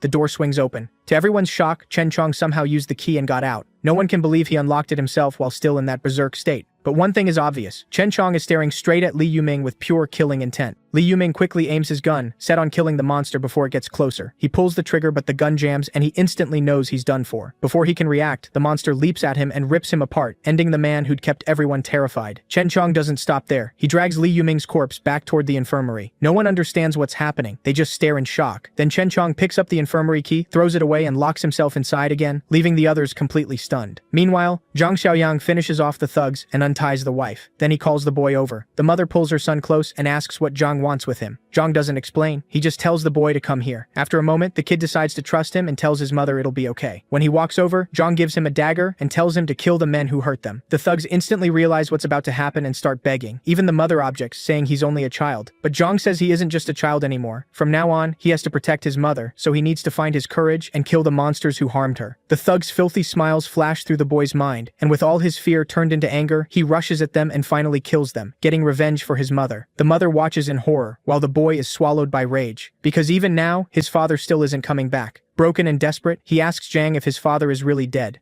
Zhang quietly says yes. The boy can't take it anymore and drops the bloody knife. He runs to his mother and hugs her as hard as he can. Wanting to save her son, the mother begs Zhang to take the boy and says she'll do anything. But the boy refuses. He wants to stay and protect her. Zhang tells both of them to come with him. He says he promised Zhang Shengjie he would keep them safe. Hearing that, the mother and son follow him. As they pass the corpses, Shuai trembles at the sight and at the thought of the monster who killed them. Zhang calmly says he was the one who killed them. The boy is Shuai, and his mother is Xiaoli. Then suddenly, Zhang signals them to stop after hearing something suspicious nearby. He asks Xiaoli where Building 8 in Banyan Garden is. She says it's straight ahead and wonders why he wants to know. The story shifts to Building 8, where a group of looters is outside demanding supplies. Inside, the survivors hide in the apartments, arguing over whether they should give in. Officer Lee shuts that down right away. He says the looters are beasts who won't keep their word and will kill everyone except the women. Outside, the gang gives them 10 minutes to cooperate. One woman inside considers going out to beg for mercy, but another refuses to become those men's toy. Then Gorilla cuts in and tells them not to worry. They aren't surrendering, and if they guard the hallway, the looters won't get through. Outside, the gang leader feels smug about their weapons, but his lackey points out they're still not strong enough to force their way in, especially with the armed leader inside and everyone hiding. The boss says they don't need to rush in. Instead, he orders his men to shut off the water to the first floor apartments and wait. While they make plans, Zhang Xiaoyang watches from nearby. Shuai quietly asks if these are bad people, and Zhang says yes. Funny enough, the same kid asking that just killed 3 grown men, but he still sounds innocent. Zhang reminds Shuai these are the same kind of men who hurt his mother, so they have to be stopped. Meanwhile, Officer Li tells everyone to watch the stairs and stay hidden while he checks what the men downstairs are doing. He moves to the window and peeks outside, spotting 7 men total, 3 with guns. Then a loud shot rings out, catching Officer Li by surprise. Everyone else is confused too, but we know what's happening. Zhang Xiaoyang has opened fire on the gang. 1 man drops and the rest have no idea who shot him. That's when Officer Li sees Zhang Xiaoyang advancing with a gun in hand. He starts firing, and another thug takes a clean headshot. Once they notice him standing among them, they fire back with their pistols. But Zhang keeps walking like nothing's happening. None of the bullets even touch him. Seeing how bad they are only makes him smirk. He aims at the boss hiding behind a concrete block, but the shots hit the block instead. Annoyed, the boss yells at his men to keep firing while Zhang is focused on him. One lackey stands up, ready to kill Zhang himself. Zhang instantly shifts his aim and blows the man's head off. Behind the concrete block, the leader sneers. Sure, Zhang must be out of bullets by now, so he decides to move. He raises his gun at Zhang, but Zhang just stares back coldly. The second the thug fires, Zhang tilts his head and dodges the shot. He grabs the man's gun arm, twists it, and points the gun under his neck. Then he pulls the trigger and sends the bullet through the thug's head. Just like that, the whole squad is wiped out. Zhang searches the leader's body for anything useful, then heads into the building, where a few gang members are still left. The remaining thugs rush him in desperation, but Zhang doesn't even blink. He stays where he is, and 3 quick shots drop all of them. Shuai watches in awe, even more impressed by Zhang after seeing that fight. Right then, a system mission appears for Zhang. Recruit survivors from Rongxiang, with a reward for finishing it. Zhang Xiaoyang asks who those people are, and Officer Li says they're from the Bikishan villas south of the city. He then calls over 2 young men in yellow jackets, Liu Chao and Chen Ji, and asks them to explain Bikishan to Brother Yang since they came from the south. They say the place is controlled by a gang with weapons and lots of supplies, and they've gathered almost all the survivors from the south. That makes Zhang pause. He wonders if Bikishan is where Li Xuxian and Kuijing built their settlements in his past life. Maybe they took over there. Then he asks if Bikishan is now the only settlement left in the south. One of the men says it wasn't always like that, but the gang had weapons, and weaker shelters couldn't fight back. Every time they took a place, they killed half the people and took the young pretty women, along with anyone willing to join them. At that point, Zhang Xiaoyang is sure who is behind it. Officer Li hears his confidence and asks what he means. Zhang says the 3 men they just killed all had handguns. He tells them to keep those weapons and check for spare magazines, because there are probably more of them out there. He hands Officer Li his rifle too, along with 5 magazines. Zhang says the Baquishan gang won't let this slide, but with these guns, 10 men shouldn't be a big problem now. He tells them to hold out for a few days while he reorganizes at home, then he'll come back and deal with that crew. One man is stunned and asks if Zhang really plans to fight Baquishan. He warns that they have dozens of men, maybe more. Officer Li tries to talk him out of it and suggests finding somewhere else, but Zhang tells him not to worry. He already has a score to settle with Baquishan. He also says that in a few days, he'll return with a bigger vehicle and move everyone east of the city near Old Tea Leaf City, where he's building a stronghold and needs more hands. With that, Zhang says a quick goodbye, tells them to stay safe, and leaves with Xiaoli and Shuai. The story then shifts to a much darker place, with bodies scattered around. A lone guard stands watch outside. This is Baquishan. Inside the mansion, the gang leaders are meeting. Wenge, the orange-haired boss, asks why the supplies at Jinyu Entertainment Center still haven't been secured. Xiaoli, the fat man, says he already sent people there, so they should have returned by now, unaware they were already killed. Kaige reminds him that many rich and powerful people live near Jinyu Mansion, so taking those supplies won't be simple. Xiaoli says his men were told to bring back anyone still alive. The boss is furious and blasts Xiaoli for still not finishing a single job properly. Under the pressure, Xiaoli quickly promises this mission will be done right, while Kaige quietly enjoys watching him squirm. After stepping outside, one of Xiaoli's lackeys notices his bad mood and asks what happened. Xiaoli asks if the 7 men he sent out are back. The lackey says he checked an hour ago and found the whole squad dead. Xiaoli is shocked. He can't believe ordinary survivors from Rongxiang Garden killed armed men. Panicking, he orders Tai Ozi to gather everyone who knows how to use a weapon. This time, he can't afford to fail. Meanwhile, Zhang Xiaoyang finally returns to the base. The moment Shanshan hears the car, she knows Brother Yang is back. As Zhang enters the fort, a mission window appears, telling him the mission is complete. Shanshan happily welcomes him back, but Zhang quickly notices Liu Yiming is missing, which confirms his suspicion that the guy was a snake. Everyone is stunned to learn Zhang had been onto Liu Yiming the whole time. He points to Xiaoli and Shuai, tells the others to take them to their rooms, then meet him in the infirmary. Once they're alone, Zhang explains he knew from the start that Liu Yiming had bad intentions. He says he wasn't fully sure it was him, but he knew one of Zhang Qi's friends was trash. Then Zhang Xiaoyang tosses a large gun to Zhang Qi. When Bleachhead catches it and checks the ammo, he realizes the bullets are rubber. The old man immediately asks about Chen Chong in the infirmary. Walking over, Zhang says Chen Chong isn't a normal zombie. He's a rare mutant, something Zhang had already confirmed earlier. He once asked the zombie to blink 3 times, and Chen Chong actually did it. Zhang explains that after the apocalypse, people infected by otherworldly sources have a tiny chance of becoming rare mutants. They're much smarter than normal zombies, can have huge potential, and may even keep bits of their old memories. Chen Chong is rare even among them.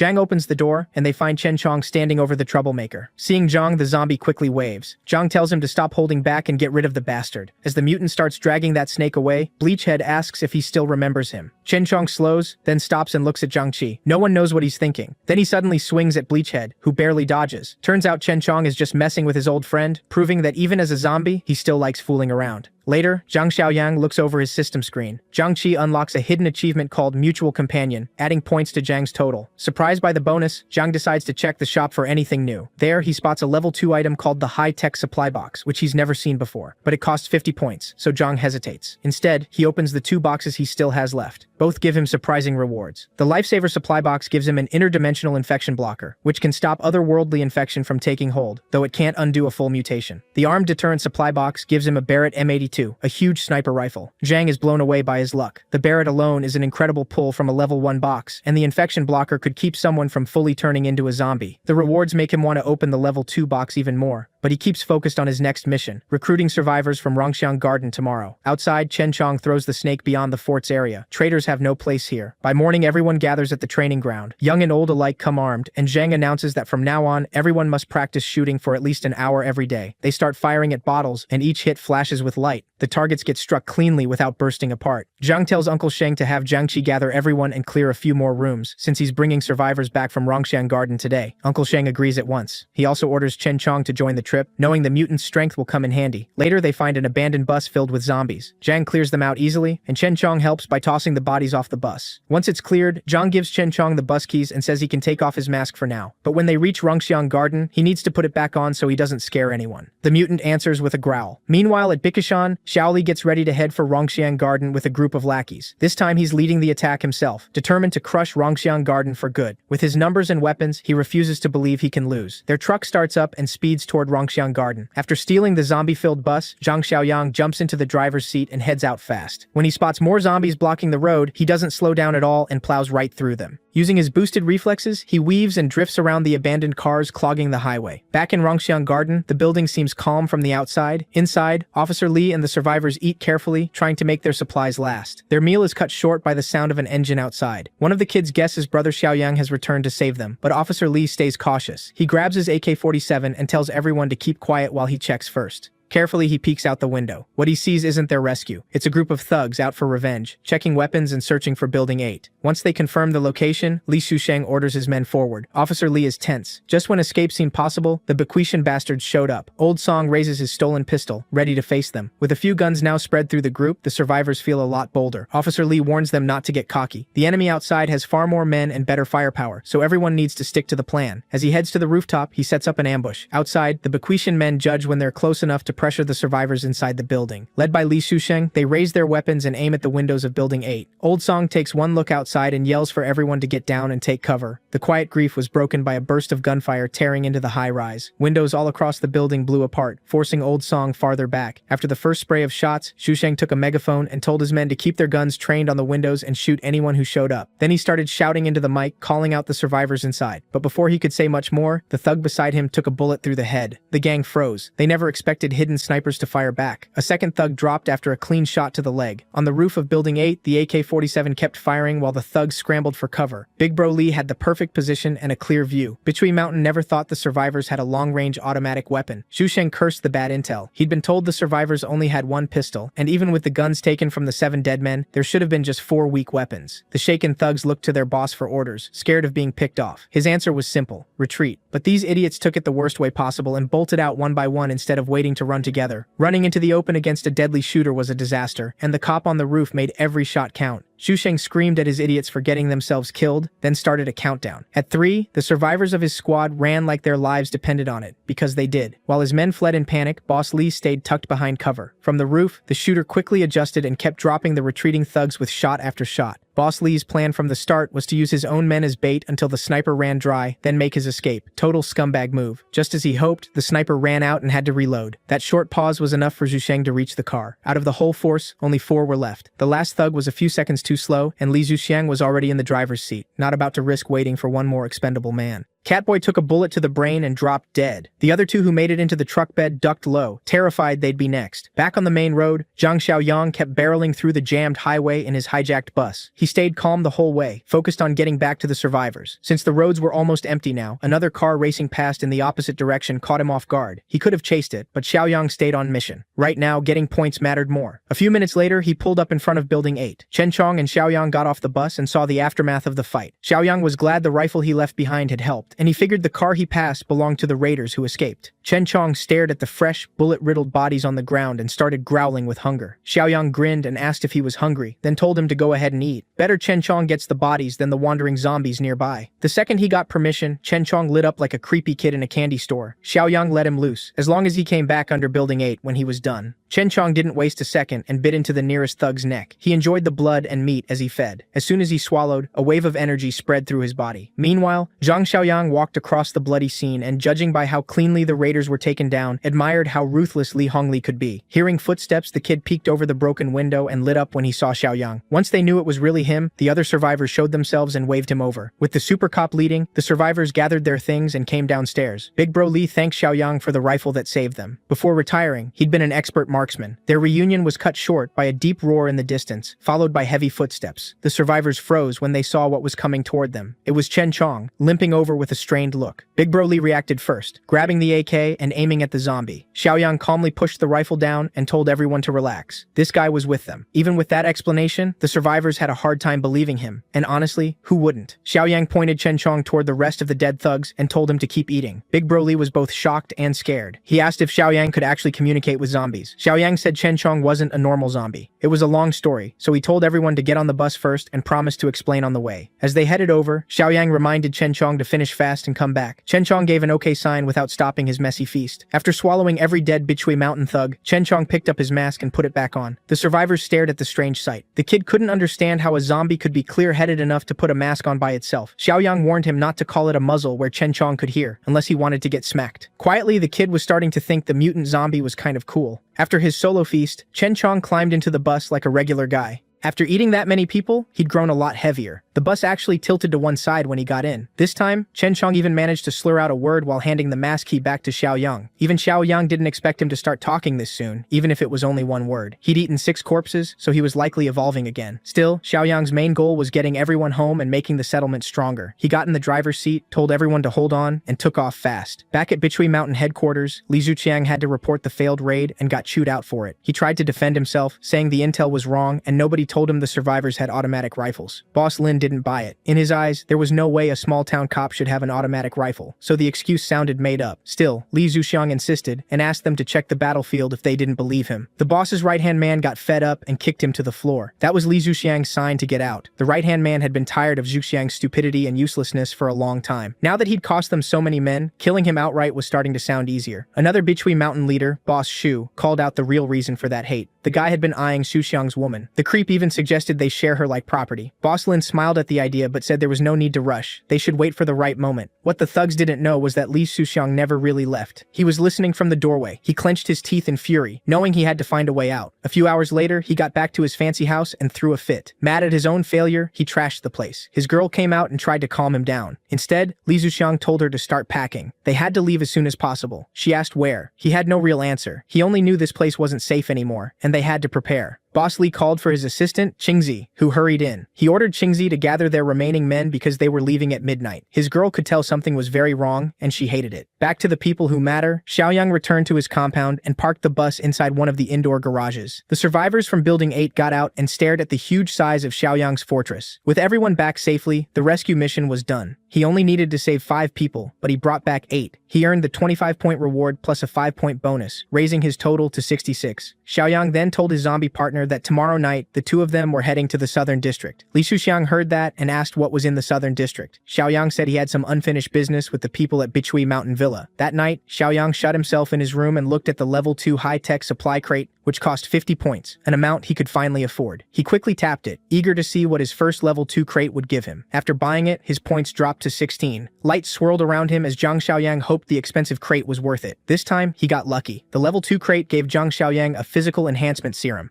The huge syringe held a drug that could raise his physical stats by 20 points. Without waiting, he injected it straight into his veins. It hurt way more than he expected. His physical stat was now 33, giving him over 6 times the strength of an average man. It didn't just boost his strength, it sharpened his senses too. He heard a mosquito buzzing in the room and instantly snatched it out of the air by its stinger. His better reflexes and coordination would be a huge help in battle. He released the bug and let it fly off, fully pleased with the reward. By sunset, he went on his usual patrol around the base with Brother Chong. In one yard, he saw Li Hongli leading marksmanship practice. After that, Xiaoyang headed toward the south side of the city. Before leaving, he asked the old cop to take charge of firearms training since he was probably their best sniper. Old Li gladly accepted, happy to help with what he did best. With that settled, Xiaoyang walked while Brother Chong limped beside him to the bus sped ahead. Trouble was already brewing in the enemy camp. Li Shusheng had ordered his men to run, knowing danger was closing in. But his escape plan was nowhere near as smart as he thought. The leaders of Beechway Mountain Villa arrived at his mansion and blocked the exits. Inside the lead car were the top bosses, along with one very familiar woman. With a mocking smile and a gun in hand, Boss Shu asked Boss Li why he was leaving in the middle of the night. Boss Li lied on the spot, saying he was taking his men to Rongxiang Garden under cover of darkness to finish the job. Usually that kind of fast talking might work, but not this time. One of his men had already been caught and forced to give up everything. Boss Li's group immediately recognized Qingzi's body. Even then, Boss Li acted like he had never seen the corpse before, awkwardly scratching his head and hoping the act would work. Boss Shu got tired of the nonsense and ordered his men to open fire on Boss Li's group. Boss Li stood there shaking as his men dropped one after another. Even then, he kept pretending to know nothing. Boss Shu knew how to break him. He told Li Shusheng to look at the person in the passenger seat. One glance was enough for Li Shusheng to understand what happened.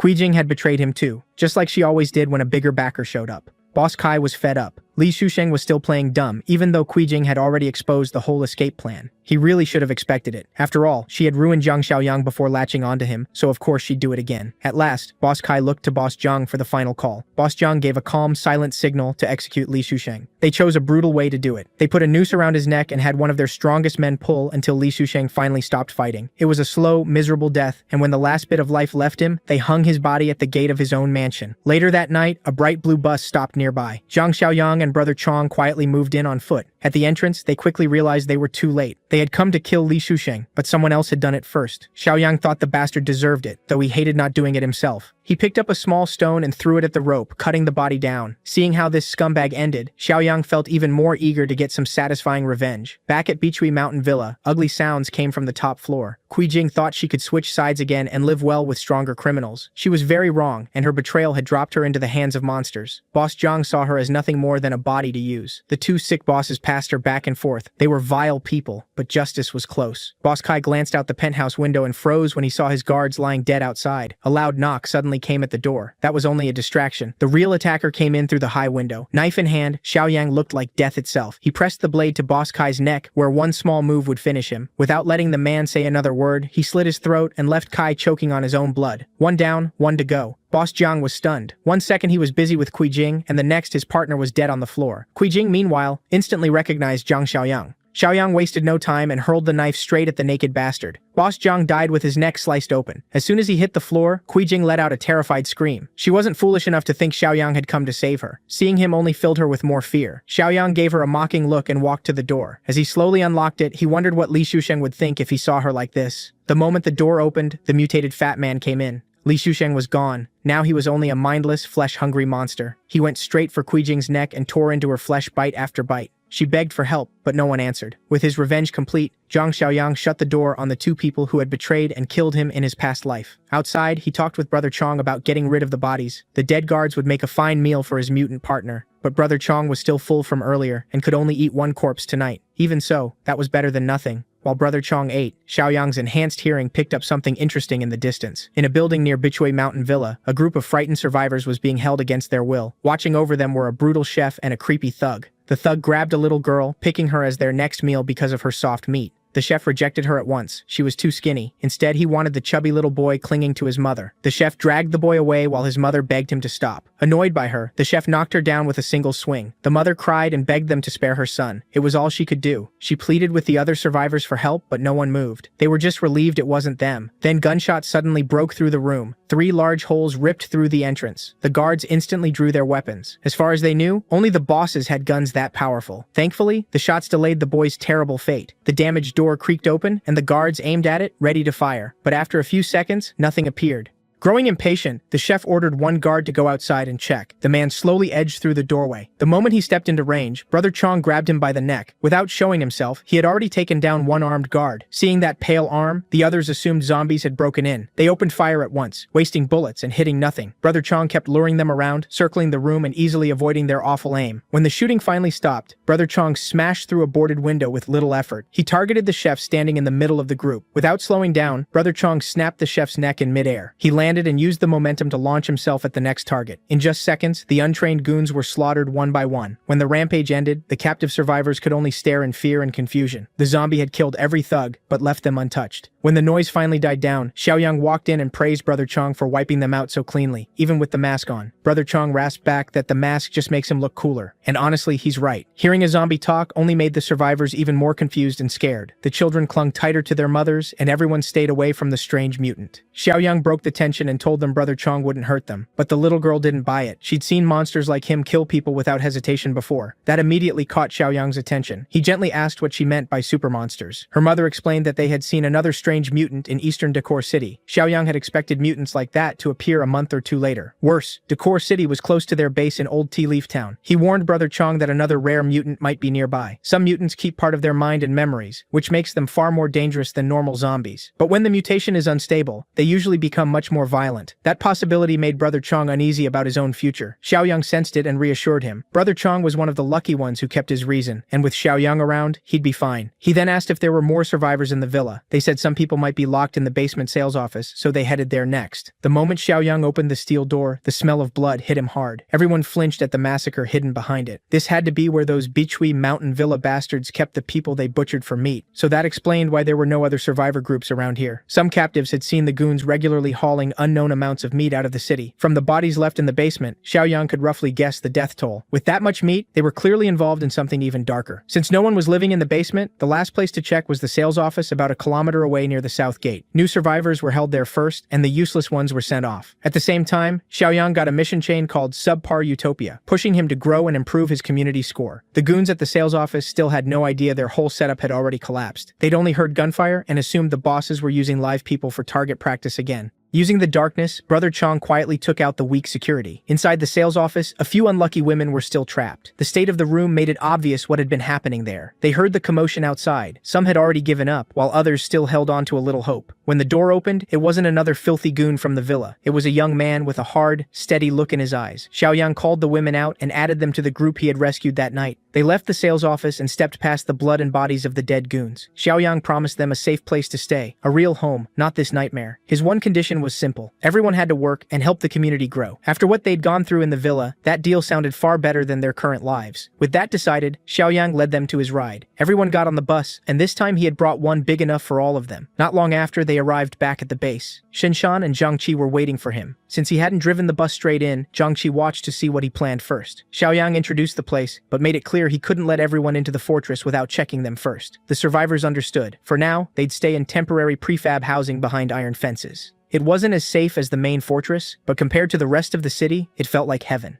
Old Tea Leaf Town still had lots of open land and unfinished buildings, and things would keep improving over time. Hearing that, the survivors thanked their rescuer. The night passed, and morning came. Then a convoy of cars and trucks rolled up to Bichui Mountain Villa. The woman leading the group was already losing patience. That bastard Zhang Xingwen, and every idiot she left in charge, had stopped answering her calls. She knew something was wrong, so she got out and checked the buildings herself. Just as expected, she found blood, gore, and rotting corpses everywhere. The people killed the night before had already risen as mindless zombies. One of them was Li Zuxiang. He roared and lunged at the living on pure instinct. Lady Boss Rui barely even looked at them before killing them with her bare hands. Then she pulled out a knife and hacked the zombies apart piece by piece. With the villa overrun, the bosses she planted here were dead too, and their supply of human meat had taken a hit. They had to clean up the mess. But first, they needed to find whoever destroyed Bichui Mountain Villa. More blood was going to spill. After checking the whole villa, her people reported that not a single survivor was left alive. The one bit of good news was that enough meat remained for today's shipment. They just had to bring the truck over and load it up. While her men packed trash bags full of human meat into the truck, Boss Rui thought about her next move. Looking around, she spotted tire tracks leading away from the villa. That gave them a trail to whoever ruined their operation. Back at the fortress, Xiaoyang was thinking about his mission to expand the community. Even after bringing in many survivors, his score was still only 2, which made no sense if population mattered. At least he had plenty of land to build on. That arrogant guy who sold him the title had actually done him a favor. But the expansion mission wasn't his only problem. The rare mutant in the nearby town also needed attention. So, with Shan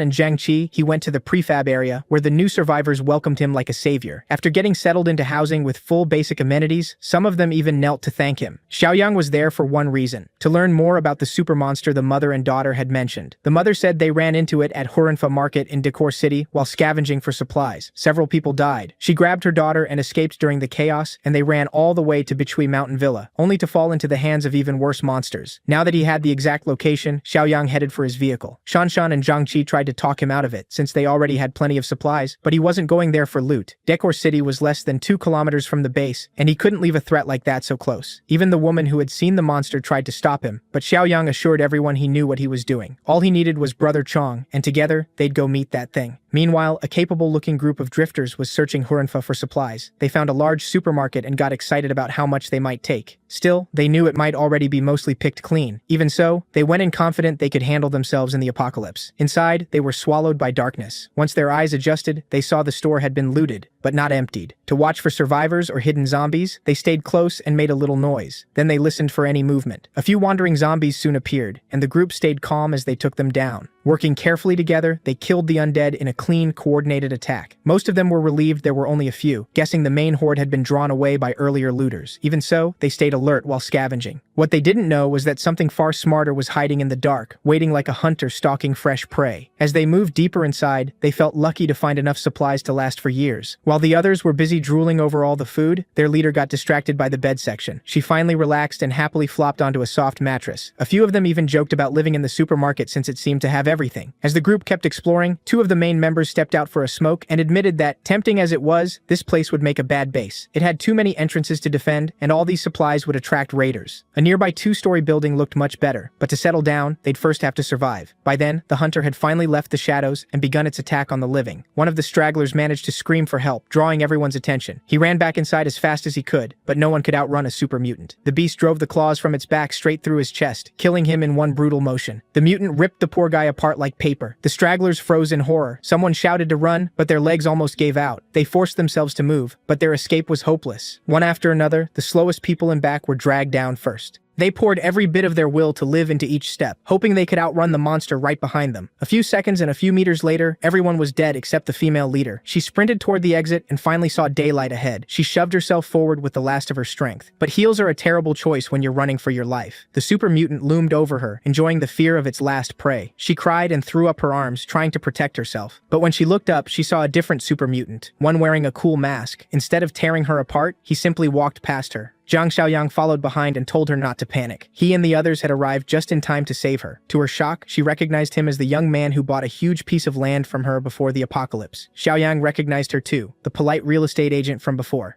If he remembered right, her name was Ningguo, or Ning Wanwan. Their reunion was cut short by the sound of flesh tearing. Wanwan warned him about the monster in the mall, but Xiaoyang calmly said it was already being handled. She looked behind her and saw the 2 mutants facing off. The mall mutant viewed Brother Chong as a rival, while Brother Chong saw him as something to crush. It was the first time either of them had met one of their own kind, and both were eager to test the other. The mall mutant slashed with its long claws, barely missing Brother Chong's crotch. It even seemed to wonder if eating another mutant would help it evolve faster. As the mall mutant laughed, Brother Chong answered with a roaring punch. The blow was so heavy it smashed the monster's head into the tiled floor. Now the freak had to stop playing around and take Brother Chong seriously. Brother Chong lifted his foot over the monster's head. This was one time kicking someone while they're down was totally fair, but the naked freak was fast enough to leap away. Still laughing, the mall mutant seemed grateful to the humans it had eaten, growing stronger day by day. Brother Chong's instincts warned him of another attack. The mall mutant lunged right into his face, looking even more savage than before. The two traded dozens of blows in an instant. Zhang Qi started worrying that Brother Chong was losing ground for the first time. Xiaoyang, though, was glad they came. If this thing kept hunting, it might have become unstoppable. To swing the fight, Xiaoyang pulled out an AK-47 like it came from nowhere. He casually told Brother Chong to pin the beast for 1 second so they could finish this. As always, the dependable super mutant obeyed and focused on stopping the mall mutant's speed. Gunfire rang through the whole mall. One bullet tore through the monster's forehead, cracking its skull and blasting its brain to mush. But even that wasn't enough to kill a super mutant. It did hurt the beast, though, and now it switched its focus to Xiaoyang. Jiang Qi was stunned. He had never seen something survive a clean headshot. If one bullet wasn't enough, Xiaoyang added more, then switched to full auto. The heavy rounds chewed up the mall mutant until it looked like rotten green cheese. When it finally collapsed, its body twitched as the last life left it. Xiaoyang suggested Brother Chong eat the super mutant. Maybe it would give him a big power boost. To his surprise, killing a threat like this also raised his community score and pushed his mission forward. Since the supermarket was still mostly untouched, they decided to grab supplies instead of leaving empty-handed. Xiaoyang's storage power made it easy. No trucks, no hauling, he could just stash everything in his separate space. Crude as it was, they figured the dead stragglers shouldn't be left to turn into zombies, so Brother Chong got dessert after his main meal. While Xiaoyang was gone, some rats started making moves. Boss Rui and a few subordinates followed the tire tracks to scout the enemy. From a distance, they studied the stronghold's size and defenses. Boss Rui's right-hand man judged that the base had a fair number of people but weak weapons. Their main edge was the sturdy warehouse. If that was all, then how had they wiped out Zhang Qingwen, Lin Guangkai, and everyone at Bichui Mountain Villa? Boss Rui guessed they must have used dirty tricks, maybe leading a zombie horde in. Full of herself, Boss Rui was already thanking heaven for handing her prey and a new base. For now, they needed to go back, gather their people and weapons, then strike when the fortress least expected it. The scouts turned around and drove off. Coming from the other direction, Xiaoyang's group was heading home. Jiang Qi told Wanwan their base had not just mattresses, but hot water too. Seeing other cars on the highway was rare now, so the group immediately tensed up and readied their weapons. The two cars passed in opposite directions, and neither side slowed down. But for one split second, Zhang Xiaoyang and Boss Rui sensed each other. A new mission appeared, Villain Nemesis Volume 1. If Xiaoyang stopped the invasion, he'd earn 50 points. He instantly felt those suspicious drivers had to be the invaders. To make sure, he went to Shanshan in the watchtower and asked if she'd noticed anything strange near the base. She said a car had passed in the distance but never came close enough to trigger alarm. That was enough for Xiaoyang. He called for Uncle Sheng and Old Li to gather everyone for an important meeting. Meanwhile, things at the coal plant in the southern suburb were going smoothly. Using a scratchy radio broadcast, Boss Rui's group lured survivors toward the plant with promises of a safe zone that needed workers. The survivors stayed alert. Anyone still alive this long had to be capable. Soon they spotted a car heading their way. It was Boss Rui and her people returning from scouting and welcoming the newcomers drawn in by the broadcast. The moment the survivors saw Boss Rui's looks, most of their good sense disappeared. She knew exactly how to use her charm to lower their guard. Smiling, she invited them into the camp. As they headed toward the coal plant, the survivors traded dirty little grins. They were led inside and stared at how large and clean the place was. It felt like they'd finally found a home. One of them said he needed to use the bathroom. Boss Rui offered to show him the indoor one, and the fool instantly took the bait. But she wasn't just helping him find the toilet. She stayed while he peed, openly sizing him up. Thinking it was an invitation, he told her not to be shy and bragged about how strong he was. One quick step and one stab ended all that talk. Boss Rui killed him cleanly. He never saw it coming. She had considered keeping him if he was worth it, but after seeing what he was working with, killing him was the easy choice. Outside, her subordinates had done their part too. Every survivor lured in by the radio was slaughtered. Back at the fortress, everyone answered Zhang Xiaoyang's call to discuss the coming battle. Old Li asked who would be crazy enough to target them. Xiaoyang said they still didn't know, and an attack could come any time. To prepare, Jiang Qi and Brother Chong would follow the boss to clear the unfinished building southeast of the base. The refugees had to be moved there so they wouldn't be exposed in the temporary housing area. Shan Shan and several others volunteered to help. Even the twins who looked nothing alike joined in. Caught up in the mood, even Lil Shuai volunteered, much to his mom's annoyance. Wanting to help too, Ning Wanwan offered to join the clearing team. While they went out, Uncle Sheng and Old Li would stay behind and guard the base. Everyone else would gear up. With Xiaoyang leading, a small army set out to clear the way for the war ahead. The moment they entered the southeast building, the place exploded into chaos as they cut down every zombie nearby. It was a brutal hunt, one that sharpened them for what was coming. After the first wave, Xiaoyang called for a break and checked on everyone. He warned them again that rough days were coming. For now, they would stay in the southeast building and clear it fully. When the refugees were brought in, they said they were willing to help fight too. The more Xiaoyang thought about it, the more he felt they needed more people who could fight, so he promised to send handguns and ammo later that day. If the enemy attacked, the southeast building and the fortress would stay in touch by walkie-talkie. Back at the coal plant, Boss Rui watched over their secret cannibal operation. Her number 2, who looked like he walked out of Full Metal Alchemist, and number 3 were both eager for a share of the fresh meat. Boss Rui was still furious that Beachway Mountain had been wiped out. Now they had to find food on their own. Number 2 and number 3 were obviously not happy about that. Still, they already knew who to hit for payback in the east suburb. Tomorrow morning, Boss Rui and number 2 would lead the attack on those normies. Back at the fortress, the work stopped for the night, and Zhang Xiaoyang finally checked the system. With 46 points saved up, he wanted to see the new daily crates.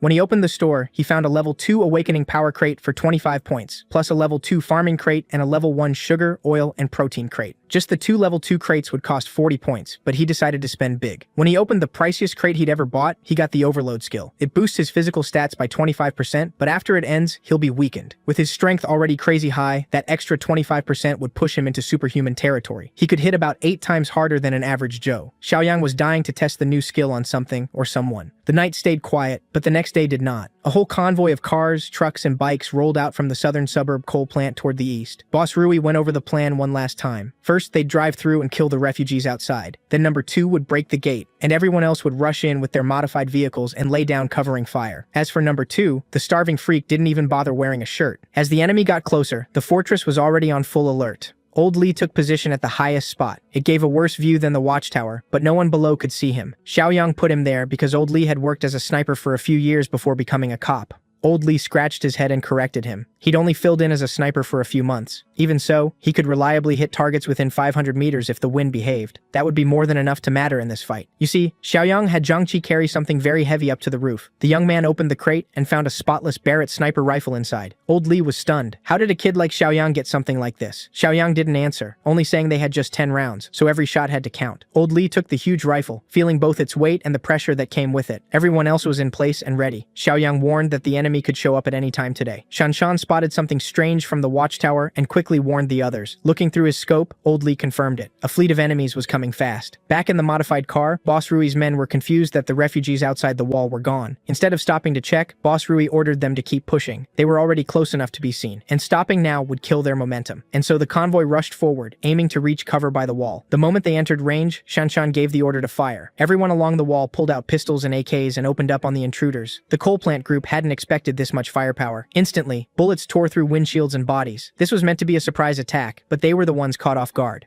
Boss Rui couldn't believe her plan had been exposed so soon, but it was too late to back out. She ordered everyone to keep charging, even as her people dropped left and right. For what it was worth, it worked a little. Some of them still made it to the base of the wall. What really mattered was getting number 2 and his giant automatic saw close to the gate. When he reached the door, number 2 hacked into the thick metal with brute force. Shanshan quickly warned everyone nearby that a monster was trying to break the gate. The people in the watchtower raised their rifles and fired. To make sure number 2 could keep working, Boss Rui and her men shot back with pistols and submachine guns. Under that pressure, the inexperienced defenders in the watchtower were forced back. Even Fatty Xiaokai got hit in the shoulder. Thankfully, it didn't look fatal. The enemy's aim and firepower were solid, and holding them back much longer would be hard. Some of the older folks tried to steady the younger fighters. They just had to hold on. They still had enough ammo for a long fight, but that wouldn't matter if the saw cut through the gate. Once it broke, they'd lose the advantage. Luckily, the calm boss already had a plan for after the breach. Xiaoyang quietly slipped out of the fortress, hiding his presence. Then he ran outside like bullets couldn't touch him. By now, Boss Rui's group had already used half their ammo, and number 2 still hadn't broken through. He needed only a few more seconds to open the entrance. The gate finally burst open. Shanshan and the watchtower group rushed down to support the people below. Boss Rui smiled. It had been rough, but they were finally in. Now she'd see how these rookies handled an evolver powered by human flesh. Using number 2 as a moving shield, she told her men to stay close behind him. The monster dropped the saw and used pure strength to widen the opening. With a clear line on the enemy, Xiaoyang signaled Old Li that it was his moment. Li Hongli steadied his heartbeat and breathing, then lined up the big guy. Once that huge head showed itself, Old Li's crosshairs snapped onto it like he had aimbot. Number 2 roared, more beast than man. Anyone who saw him would agree. As soon as that monster came through the gate, morale dropped hard. They fired everything they had, but his skin was too tough. Their bullets barely did anything. Number 2 pushed forward and tanked the gunfire without even needing armor. No matter the caliber, the rounds only left tiny marks before bouncing off, and even those marks vanished fast thanks to his crazy healing. Boss Rui loved the fear on their faces. She figured this was the first time they'd ever seen an evolver's power. Then the signal reached Li Hongli on the roof. He trusted both his aim and the Barrett's power. The Barrett kicked hard as it fired. One pull of the trigger blew the monster's head apart into blood and brains. The seemingly unstoppable number 2 dropped dead. Boss Rui and her men were stunned. The big guy had been their only cover. Who would have thought this little base had a weapon like that? With their biggest shield gone, Xiaoyang finally appeared, flanking the intruders with his AK-47. He opened fire at once, snapping them out of their shock. For Xiaoyang, it was like shooting fish in a barrel. Boss Rui knew this disaster was her fault. She had underestimated them, and now her people were paying for it. Still, she wasn't going down easy. With a submachine gun in hand, she fired back while sprinting for the exit. With her teeth clenched, she desperately tried to escape. When she saw Xiaoyang's eyes, she finally realized he was the kid they had passed in the car the day before. To make sure she survived, she grabbed one of her own men. Without hesitating, she used him as a human shield. Xiaoyang noticed her inhuman reaction speed and realized she had to be an evolver too. After taking a burst of bullets behind her, the unlucky goon was thrown at the shooter blocking the exit. Xiaoyang had to dodge aside and stop firing. That brief opening was all Boss Rui needed to run for her car. Of course, old Lee wasn't about to let one of these invaders leave after wrecking their peace. He lined up the shot and acted like his Barrett was the strongest thing under heaven and earth. Man really thought he was Gojo. He missed the clean headshot and had to settle for blasting her super fast legs. Losing a limb made Boss Rui crash to the ground just inches from her car. Li Hongli felt bad about missing the kill shot, and as he chambered another round, one of Boss Rui's underlings dragged her into the car. Those two clearly knew how to escape a disaster, and they managed to swerve away with their tails between their legs. Xiaoyang ordered everyone to stop shooting. He didn't mind if these idiots came back later. He was just happy the system mission was complete. The reward was 50 points, which lifted everyone's mood. On top of that, Volume 2 of the Nemesis mission unlocked. Now it was his turn to attack the cannibals' base for another easy 50. Everybody in the fortress celebrated the huge win. As for losses, a few people were hurt by gunfire, but no one died. The wounded were taken to the medical room to get cleaned up, while the enemy corpses were sent to cold storage for Brother Chong's dinner. Since the base was safe again, the refugees were allowed back to their housing. Once he was alone, Xiaoyang checked how many points he got from that one mission and got excited to spend them that night. Back at the coal plant in the southern suburbs, the survivors limped home with only 3 people left, and Boss Rui had lost a leg. Number 3 met them, confused and worried. Embarrassed, Boss Rui admitted she messed up. She never expected the enemy to have heavy weapons. Then she snapped at her men and demanded human meat to recover. Hearing her act like nothing happened, Number 3 slowly smiled. Boss Rui kept cursing them out, calling them useless and saying none of them were worth Number 2's toes. That was the last straw for Number 3. She was weak now and still talked down to everyone. Boss Rui never saw a rebellion coming. Panicked, she ordered her men to kill Number 3, but nobody moved. Even the 2 who carried her back acted like they heard nothing. With Boss Rui crippled and Number 2 dead, Number 3 was now the strongest and could easily take over. The men had already grown tired of Boss Rui's rule, and now they finally had their chance. Even then, Boss Rui still thought she could scare them into obeying. But when they closed in on her, her tough act broke fast. Following Number 3, the coal plant gang took out all their anger on her. They beat Boss Rui with metal pipes, laughing and cheering the whole time. They mocked her screams, and because she was still an evolver, the beating dragged on for a while. When she finally died, Number 3 grinned as he wiped her blood off his hands. One man called him Boss 3, and he nearly beat that guy to death for it. From now on, he demanded everyone call him Big Boss. Then the group started wondering what to do next. With Boss Rui and Number 2 gone, the coal plant was much weaker, and the thing they feared most wasn't the Eastern Fortress. It was the Tentacle Man. Big Boss decided they should abandon the plant and join the West Steel Group instead. A day later, Zhang Xiaoyang took a few trusted people behind enemy lines. Just like he thought, those guys had been staying at the coal plant. He told Zhang Qi and Old Li to keep quiet and stay close as they moved in. After looking around, they found the camp empty. The only thing left was the woman who led the attack yesterday, dead on the ground. It was clear her own people killed her. Zhang Qi and Old Li were shocked, but Xiaoyang had already guessed that would happen. Zhang Qi then asked about the huge guy who smashed through the door. He was clearly different from Chen Chong, but just as strange. Xiaoyang had mentioned evolvers before, and now even Old Li wanted to know how someone becomes one. Xiaoyang said it plainly. One way is by eating people. That answer was enough to make anyone sick. He explained that cannibalism is the fastest and easiest way to gain mutant-like powers. Since Xiaoyang also had superhuman abilities, Zhang Qi nervously asked if he had done the same, and whether they would have to throw away their humanity too. Xiaoyang stopped them right there. Cannibalism is the quickest path, but it isn't the only one. Then he pulled out a glowing red stone from his pocket. He explained that evolvers and zombies are both mutated life forms, and mutants grow stronger by absorbing exotic energy. Normal people have some too, but it's weak and spread through their bodies. Evolvers and some rare mutants condense that energy into cores. As the apocalypse goes on, even normal zombies will start forming them. Still, eating zombie meat sounded like a great way to become a zombie yourself. Xiaoyang said normal people can't just eat zombie meat. Only mutants like Brother Chong can do that safely and grow stronger. While they talked, Volume 2 of Xiaoyang's Nemesis mission cleared on its own. The coal plant group clearly wasn't a threat anymore. While Xiaoyang was checking his system window, a zombie nearly jumped him. Luckily, his reflexes saved him. He calmly killed it with one quick knife draw. The zombie turned out to be a perfect example for what he was explaining. He reached in and pulled out its core, saying that with zombie numbers rising, hunting season was about to begin. Holding 2 cores now, he offered them to Zhang Qi and Li Hongli to help start their evolution. Zhang Qi still couldn't get over where they came from, so he passed. After thinking it over, Li Hongli chose strength over fear. He swallowed both cores at once. Old Li felt the effect right away. His body changed fast and he felt better than ever. But Xiaoyang reminded him that being an evolver doesn't make you unbeatable. Old Li took that seriously and promised he wouldn't get cocky. With the danger gone, it was time to head back. As the group returned home, the coal plant survivors were just arriving at the West Steel Mill. As soon as they entered, a guard stopped them. Big Boss Number 3 introduced himself as the coal plant's representative. Still cautious, the guard told them to wait while he informed the steel mill leader. After some discussion, the coal plant group was allowed inside. The steel mill leaders immediately asked what happened to Jing Rui and Number 2.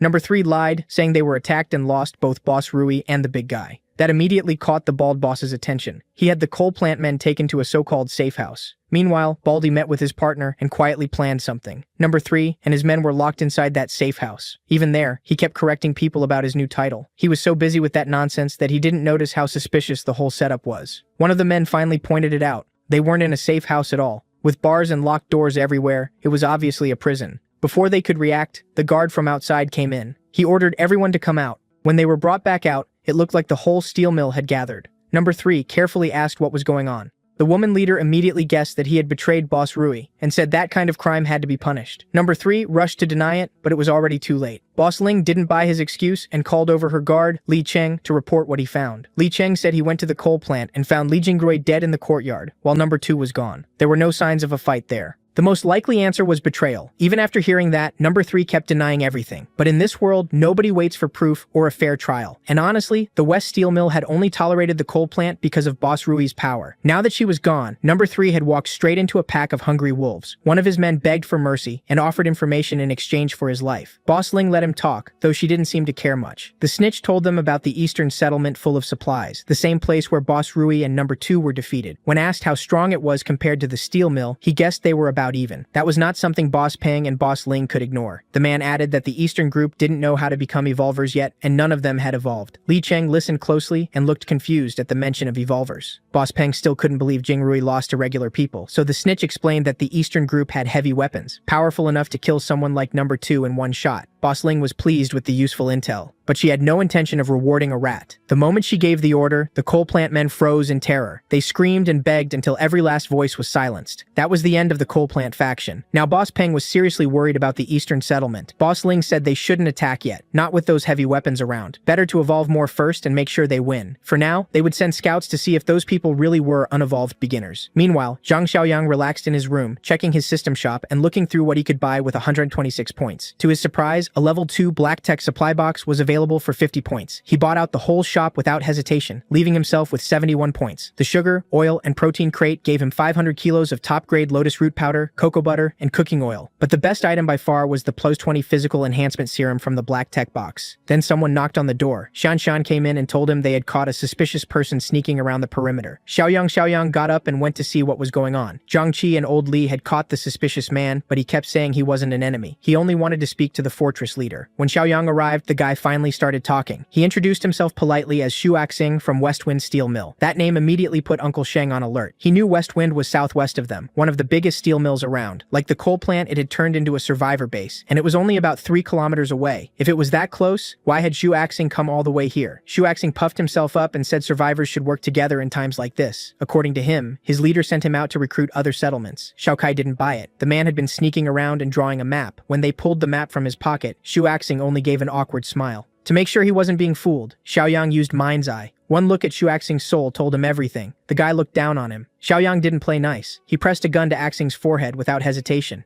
The man had clearly taken him for a fool. If he didn't start telling the truth, he was dead. Seeing how serious Xiaoyang was, Axing gulped. Even so, he stuck to his story and claimed his group was just being careful. Xiaoyang pulled Zhang Qi aside and asked if Axing had ever seen Brother Chong.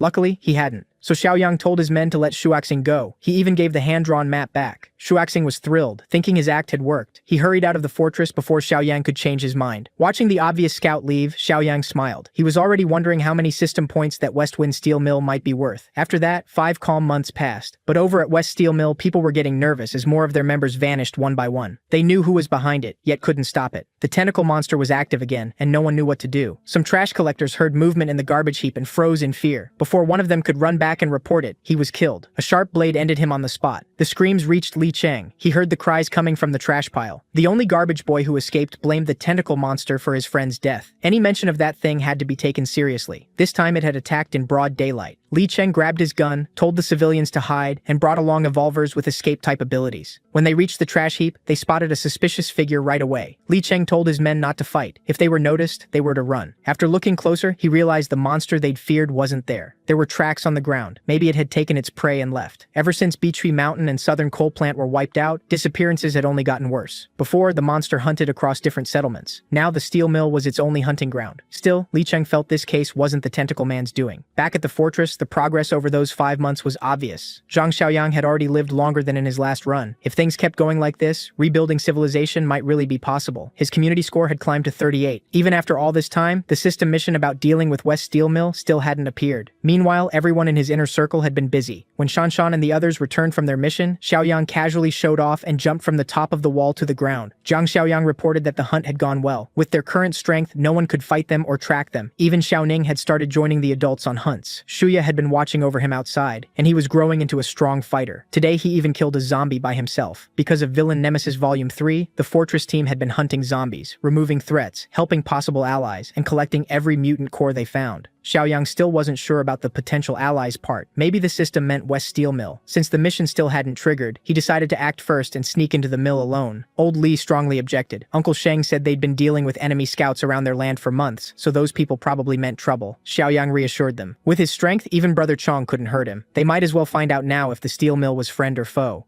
He left Uncle Sheng, Old Li, and the rest of his inner circle in charge of the fortress and the nearby refugee town. The place would likely hold, but everyone still worried. Without Xiaoyang, the settlement could fall apart. Back at the steel mill, Li Cheng returned from checking the trash heap. He tried to speak with the bosses, but the guards stopped him at the door. Annoyed, Li Cheng grabbed one by the throat and lifted him up. Then he realized he'd lost control again and forced himself to calm down. He set the guard down and apologized right away. The truth was, Li Cheng had been worried about these outbursts for months. He was having a harder time controlling his emotions. Once the bosses heard his voice, they allowed him in. Li Cheng entered carefully and found Boss Ling alone in her office. He offered another explanation for the recent disappearances. At one of the latest scenes, he'd found a woman's footprints, so maybe the tentacle man wasn't behind every death. Maybe another killer was out there. Boss Ling didn't reject the idea, but told him to keep quiet for now. The tentacle man had already scared the whole settlement enough. They couldn't risk making people too afraid to leave their homes. Li Cheng tried to argue, but when Boss Ling leaned in close, he folded and turned red. He awkwardly excused himself and said goodbye. Li Cheng was a tough man, but around Boss Ling, his brain stopped working. Then a mocking voice came from another room, calling her careless. Boss Ling snapped back that she could give the job to someone else if he hated her methods so much. The voice belonged to Baldy Peng, who was busy cutting up the garbage boy's corpse. These days, Ling did the killing and Baldy handled cleanup. They tossed away the heads and ate the bodies. At the same time, Xiaoyang kept clearing zombies as he made his way toward the steel mill. Once he got close, he needed a disguise. He pulled out a pair of scissors from his storage and did something insane. He cut his own hair with his eyes closed, then he scooped up dirt and smeared it all over his face. To finish the look, he put on glasses. For someone trying to look rough, he didn't look bad at all. When he got near the steel mill, one of the patrol guards spotted him. A stranger near the perimeter was bound to draw suspicion, but Xiaoyang just smiled and acted happy to find other survivors. Once the guard assumed he was alone, his attitude changed fast. He first asked how Xiaoyang had managed to survive out there so long. Xiaoyang made up a story about being part of a 10-person group that got wiped out by a zombie horde, leaving him as the only survivor. When asked about his strength, he said he was pretty capable. After surviving several zombie attacks, he'd gotten good at fighting the undead. The guard was really trying to find out whether he was an evolver. Since Xiaoyang said nothing about evolution, the guard gladly brought him inside. On the way, the guard explained that Xiaoyang had to pass a test first. From that alone, Xiaoyang could tell this steel mill was full of snakes. As they approached the entrance, Li Cheng noticed the stranger being escorted in. The patrol guard stumbled through an excuse, saying he was just taking the lone survivor somewhere private for a security check. Li Cheng wasn't having it. If they were searching him, they could do it right there. He took over and told the stranger to hand over any weapons before entering. Xiaoyang hesitated, saying he didn't like going unarmed into an unknown place. Li Cheng understood the caution, but rules were rules. Outsiders got disarmed or sent away. Still acting reluctant, Xiaoyang handed over his blade. Not that it mattered, he had plenty more in storage. Li Cheng then gave him a full pat-down to check for hidden weapons. Xiaoyang was a little surprised to find someone with actual principles in a place this rotten. It was very different from the savages at Bechui and the coal plant. Seeing that the stranger had survived outside with only a dagger, Li Cheng asked if he was an evolver, played dumb, and said he just felt stronger every day. To be safe, Li Cheng took him to the boss first. For now, Xiaoyang had to sit in their so-called reception room. It felt more like a jail cell. He could tell right away the door was reinforced like a prison door. A few minutes later, Boss Peng opened it and carefully stepped in, asking the stranger's name. Xiaoyang hesitated, then gave the fake name, Zhang Ye. Peng came to confirm whether Zhang Ye was really an evolver, and the quickest way was to test his body. So Baldy Peng suddenly hurled a hatchet straight at his face. Zhang Ye calmly tilted his head aside and let it slam into the wall. For a second he thought about striking back, but the bald man was clearly just testing him. So he stayed in character and shouted at Peng for nearly splitting his skull open. Peng burst out laughing. That dodge was proof enough. If he wasn't an evolver, he'd be dead. Since they were both evolvers, Peng pushed him to explain how he became one. He hinted he knew about the cannibalism method and warned Zhang Ye to keep it secret. Only a few people in the camp know, and if it leaks, Peng will know who to kill. To prove it, he lunged forward and acted like he was about to crush Zhang Ye's neck. Good thing it was just a threat. If Peng had really rushed him with a weapon, Xiaoyang would have fought back, and killing him now would ruin the mission reward.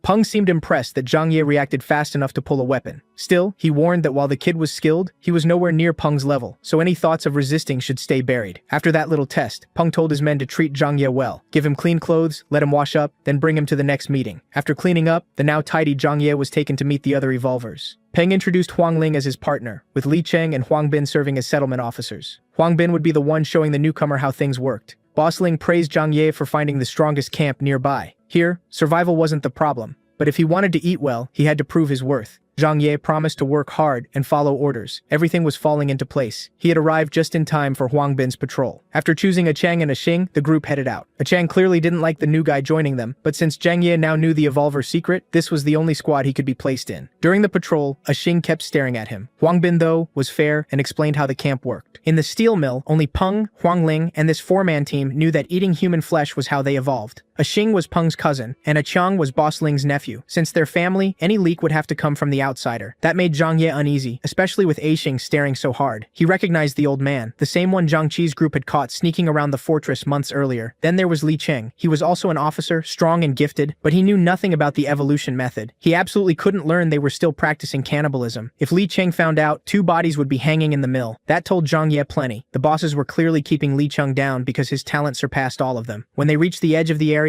Huang Bin told everyone to stop. They were near a small camp with 7 people. His team had watched them for 4 days and saw no signs of evolvers. When Zhang Ye asked if they were hunting them, Huang Bin laughed. He said raising was a better word and told Zhang Ye to change his way of thinking instead of clinging to morals. To these evolvers, normal humans weren't even the same species anymore. They saw themselves as the top predators. So the plan was simple. Capture the camp, keep them like livestock, and butcher them later. They didn't even need all 7. 5 or 6 would do, the rest could die here. For now, the new guy just had to watch how it was done. The small group had been living in peace for months, working every day to make their camp better. Then while they were fixing things up, a zombie horde suddenly reached their hidden shelter. The survivors grabbed their weapons and got ready to fight. But having guns means nothing if you freeze when it's time to fire. As his friends dropped one by one builder could only shake in terror, waiting to be next. Meanwhile, Zhang Ye and the patrol just watched from the side, listening to the screams. Huang Bin said this method was necessary. They didn't have enough supplies to feed more people. Once the zombies had thinned them out, Huang Bin's team finally moved in. One woman screamed as the monsters closed in on her. Then, in one quick strike, the zombies around her were cut down and beheaded. She froze in shock. A moment ago she thought she was dead, and now her savior was reaching out a hand. Huang Bin fought with a hammer, and a Xing used twin daggers, fast and deadly. After clearing the horde, Huang Bin introduced them as evolvers from West Wind Steel Plant. The survivors didn't know what an evolver was, but they were just grateful to be rescued. That short fight gave Zhang Ye useful info. Huang Bin's team seemed about as strong as Zhang Qi's subgroup. Then his whole body tensed as he felt a hungry presence nearby. He turned and spotted an open room in a building close by. Seeing no one there, he brushed it off as his imagination. Huang Bin called him back to help clean up. Even so, Zhang Ye couldn't stop thinking about that presence in the abandoned building. And he was right to worry. Something monstrous was hiding there. The clueless survivors even shared useful info. They still had supplies in a warehouse. Zhang Ye was left to oversee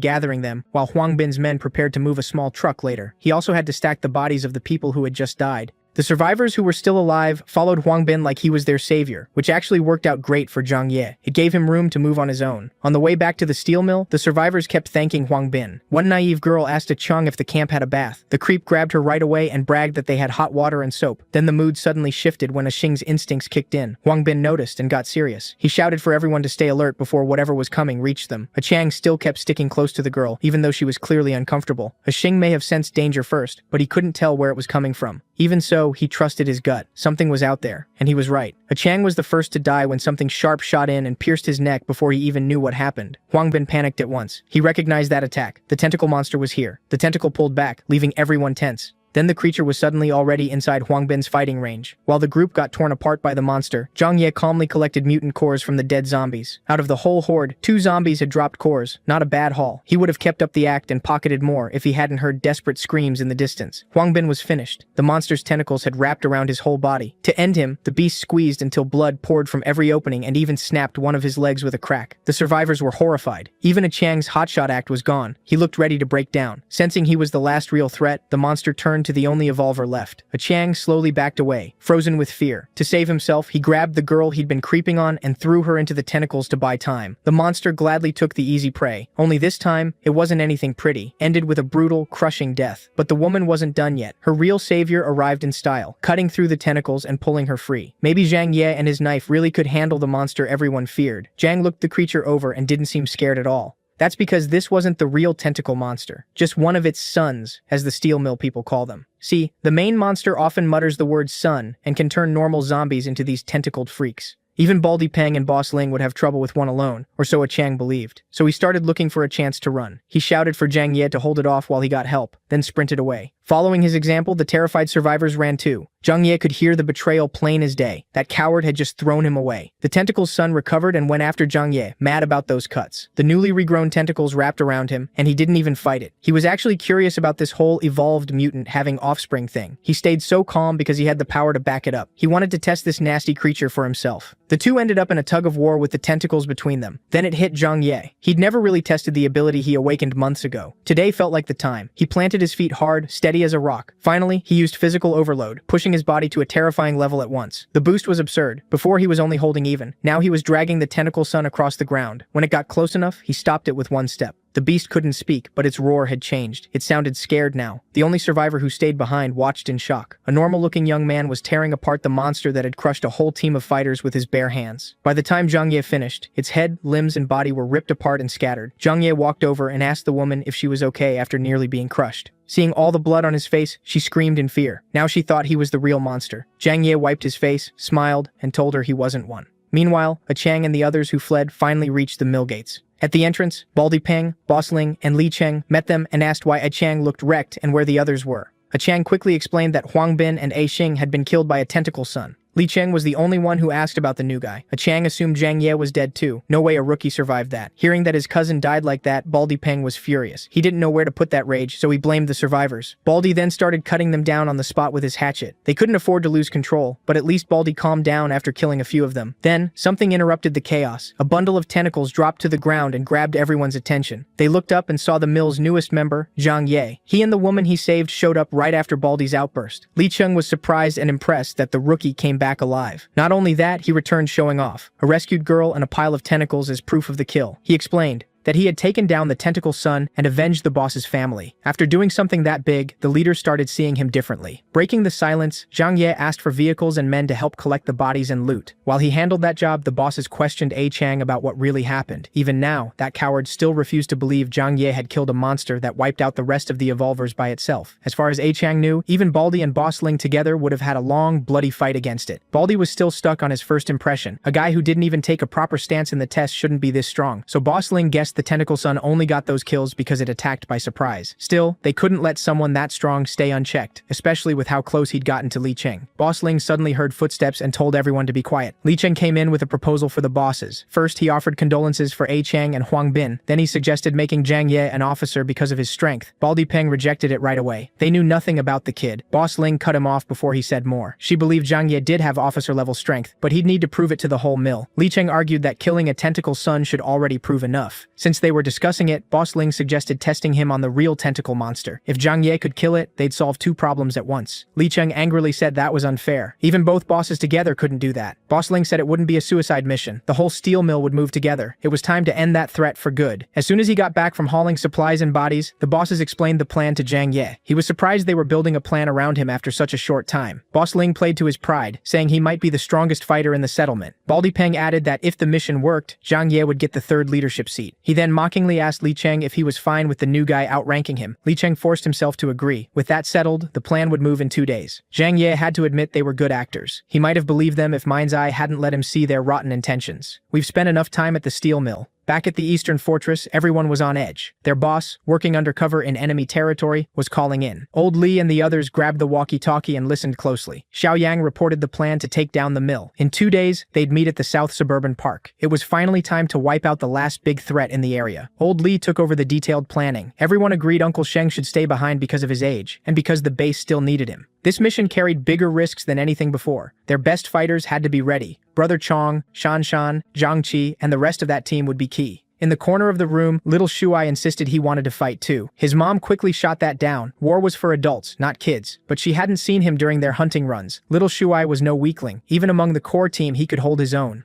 Old Lee needed every capable hand, and in times like this, it was better for little Shuai to gain experience early. 2 days passed fast, and the hunt began. Baldy Peng and Boss Ling led everyone to the tentacle monster's last known location. The disguised Zhang Ye asked how they would lure it out, and Baldy told him not to rush. They had a plan. Right then, Zhang Ye quietly checked the whole area. He turned his eyes to a nearby building and spotted the signal from his fortress team. Up on the roof, they were fully armed and watching from above. They couldn't move any closer because their boss had ordered them to stay back until it was time. For now, all they could do was set the ropes. Once things started, they'd strike from the side. Down below, Boss Ling called over one of the skinny porters carrying supplies. The boy looked up and asked what she wanted. With a cold smile, she told him to go into the park. The porters were only there to carry gear and loot, and Li Cheng could not just watch while she did something this cruel. In Boss Ling's mind, no bait was better than a young boy. The monster kept muttering about a son, so they would give it one. She promised they'd save him once the monster appeared. The starving porter was terrified. No one wanted to be bait. Baldy Peng stepped in. He grabbed the boy by the collar and threatened him if he refused. Then with his evolver strength, he hurled the poor kid deep into the park. The throw was so hard it probably hurt him badly. Up in the building, old Lee stayed alert as things finally started moving. He gave the signal, and everyone started climbing the building with ropes. In the middle of the park, the skinny boy got up, staggered around, and cried for help. Nobody answered. Then a loud voice boomed through the area, muttering, "Son." Finally, the boss monster showed itself. The tentacle creature looked like the one Zhang Ye killed before, but this one seemed more human. Its eyes glowed with rage and killing intent. Li Cheng shouted at the bosses to stop standing around and save the boy now that the target had appeared. When no one moved, he tried to rush in himself, but someone grabbed him. Boss Ling stopped him, saying Zhang Ye had to act first. If anyone else attacked now, they'd be stealing the credit. Zhang Ye just smiled at how ridiculous that sounded. The masks were finally coming off. Before the tentacles could reach the kid, Zhang Ye already burst forward at superhuman speed. Luckily, he beat the tentacles, grabbed the boy by the shirt, and threw the little bald kid back to safety. Li Cheng caught him cleanly. The monster was furious at Zhang Ye for interfering, and with his fake glasses gone, Zhang Xiaoyang was back. The tentacle monster wrapped around him and pulled him in. Up close, Xiaoyang noticed something strange. Once the kid was safe, Li Cheng was ready to join the fight, but before he could help, the bosses held him back. If they don't move now, Zhang Ye will die. Li Cheng still didn't get that this was the whole point. Boss Ling actually found him funny. She thought the kid could at least stall the monster to a draw, but now he was trapped and crushed still. Maybe his earlier kill was just luck. Li Cheng's idiot self never saw the setup at all. Instead of letting those devils explain, Zhang Xiaoyang spoke up. Without holding back, he exposed the steel mill bosses for eating people. Once again, Li Cheng had no idea what he meant. Right then, the Eastern Fortress crew opened fire on the enemy evolvers. Their rifles and handguns lit up the park, hitting the steel mill group from the side. They split into 2 teams. One held off the evolvers, the other helped Xiaoyang fight the tentacle monster. Little Shuai led that second team with a Molotov in hand. The kid was wild. He hurled it with all his strength, and the monster instinctively slapped it with its tentacles. That splashed oil all over the beast and spread the flames. But instead of reacting to the fire, the monster stared at the boy who threw it. It was like part of his human mind came back the moment he saw little Shuai. He completely forgot about the man he was holding. Meanwhile, the kid was cursing because his firebomb didn't work. Hearing little Shuai swear made the monster even more emotional. Since he could speak clearly, this wasn't some normal mutant. Good thing they had one on their side too. Brother Chong moved in. His legs were fast enough to dodge the tentacles, making them smash only the ground. Meanwhile, the steel mill group had been forced back behind cover. They watched in shock as another mutant fought the one they feared most. The idea of a mutant helping humans made no sense to them. Brother Chong dodged well, but he still couldn't get close enough to strike. For a moment, the tentacles trapped him in a cage. With raw strength, he tore through them and broke free. But that was only a distraction. The real attack came from behind. If his teammate hadn't warned him, the main tentacle would have punched through the back of his head. After a hard exchange, both mutants pulled back to breathe. Seeing Brother Chong struggle, the still captured Xiaoyang laughed and teased him. Baldy Peng was stunned. The brat they picked up a few days ago was joking with a mutant. Then, to make it even crazier, Xiaoyang ripped apart the tentacles holding him like they were paper. Jiang finally noticed that one of the attackers had called Zhang Ye Xiaoyang. Old Zhuqiang had mentioned before that the Eastern Fortress leader had that exact name. Now it all made sense. The young man had fooled them, and this whole hunt was a trap. That meant the steel mill crew was the real prey, facing the main force of a strong fortress. Boss Ling looked over the enemy side and tried to think through the trap. She guessed their strongest fighter was only about as strong as Li Cheng, but their guns gave them a huge edge. On top of that, their biggest problem was Zhang Xiaoyang, and to make it worse, that masked mutant seemed about equal to the tentacle monster. Boss Ling realized winning was nearly impossible. Even if they fought back, they'd take heavy losses. But she did have one possible plan. For now, Baldy Peng needed to hold the fortress crew back. Those two had worked together a long time and knew how to cover each other. Baldy threw his hatchet with insane force and it heated up like a meteor. When it hit near the fortress crew, it exploded and kicked up a thick cloud of dust, cutting off their sight. Baldy Peng kept going, spamming heavy attacks while the normal fighters gave cover fire. That kind of chaos pinned Old Lee's group down and forced them into cover. While everyone was busy, Boss Ling focused on someone else. The youngest fighter up front, Little Shuai. Xiao Kai was the only one who saw her coming, and he threw himself in front of the boy. He tried to lift his guard, but Boss Ling's kick was too fast. Fatty Kai went stumbling away. He was no match for an elite evolver. Finally, Boss Ling's plan was right in front of her. She grabbed Little Shuai by the collar, and everyone froze. This was the worst outcome. Little Shuai didn't want to become a hostage, and he struggled hard, but couldn't break free. To stop him from fighting back, Boss Ling punched him straight in the face. The one hit hardest by that wasn't the boy, it was the tentacle monster. Roaring for his son, it flew into a rage. Brother Chong used that opening to rush in and get into position. While perched on the monster's shoulders, he noticed something strange. The beast was ignoring him. Xiaoyang told Brother Chong to let go of the big guy. That only confused him more, but Xiaoyang could tell the monster was ready to risk everything for something that mattered most. Getting in its way was a bad idea. With her hand around Little Shuai's neck, Boss Ling warned the fortress crew she'd snap the boy's head off if they didn't drop their weapons. Li Hongli begged her to take him instead of the kid. Seeing the fortress crew panic, Boss Ling felt great about her hostage play. If anything happened to Little Shuai, how could they ever face his mother back at camp? Boss Ling repeated her demand. Drop every weapon and back up 100 meters. Old Li chose the safe option and lowered his gun, telling the others to do the same. They had no leverage, but Boss Ling still wasn't done. Next, she ordered the masked mutant to kill the tentacle monster. She was so caught up in her control that she missed the attack coming.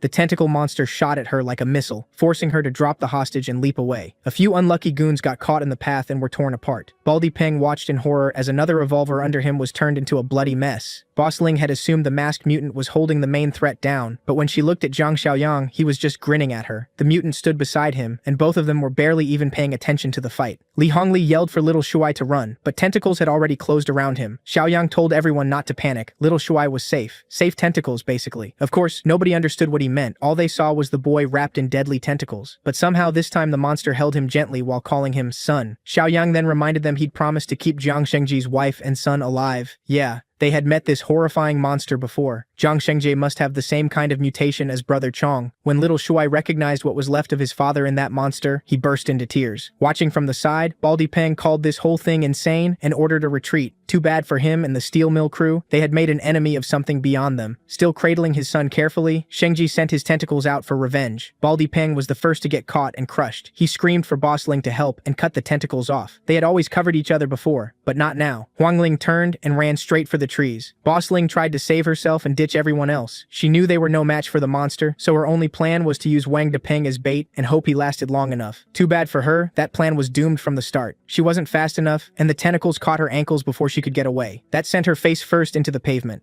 Her glasses shattered and her nose went with them. Right away, she knew this was about to get ugly. The tentacles dragged her back into the park without mercy. Baldy Peng actually smiled. She had tried to throw him away, so seeing her dragged back felt like justice. Even so, Peng still wanted to use whatever help he had left, so he turned to Li Cheng. Before that loyal idiot could help the boss who had already sold him out, Zhang Xiaoyang blinked behind him for a quick word. His offer was simple. Stay still, and Li Cheng gets to live. Xiaoyang was letting the tentacle monster handle the rest. Pure slaughter. It started with Baldy Peng. His shiny bald head got slammed into the ground. The first hit left him dizzy, probably a concussion on the spot. Then Shengji finished the job fast. The tentacles whipped him apart with brutal force until flesh, guts, and eyes were all mixed together. With Baldy Peng gone, Boss Ling was next. Her strength meant nothing in that crushing grip. Now her life was in those dark, slimy tentacles. Her death was slow and cruel as the pressure kept rising until blood poured from every opening. The crushing only got stronger until she was reduced to a lump of meat. Shengji gave her the worst death possible for taking his son hostage. With the last boss dead, Nemesis of Evil Volume 3 was complete. Xiaoyang earned 80 more points, bringing his total to 151. Now he finally understood why the mission mentioned a possible ally. Somehow he had gained another mutant. Then he turned to Li Cheng, who clearly had questions. First, he asked if Xiaoyang was the leader of the East Fortress.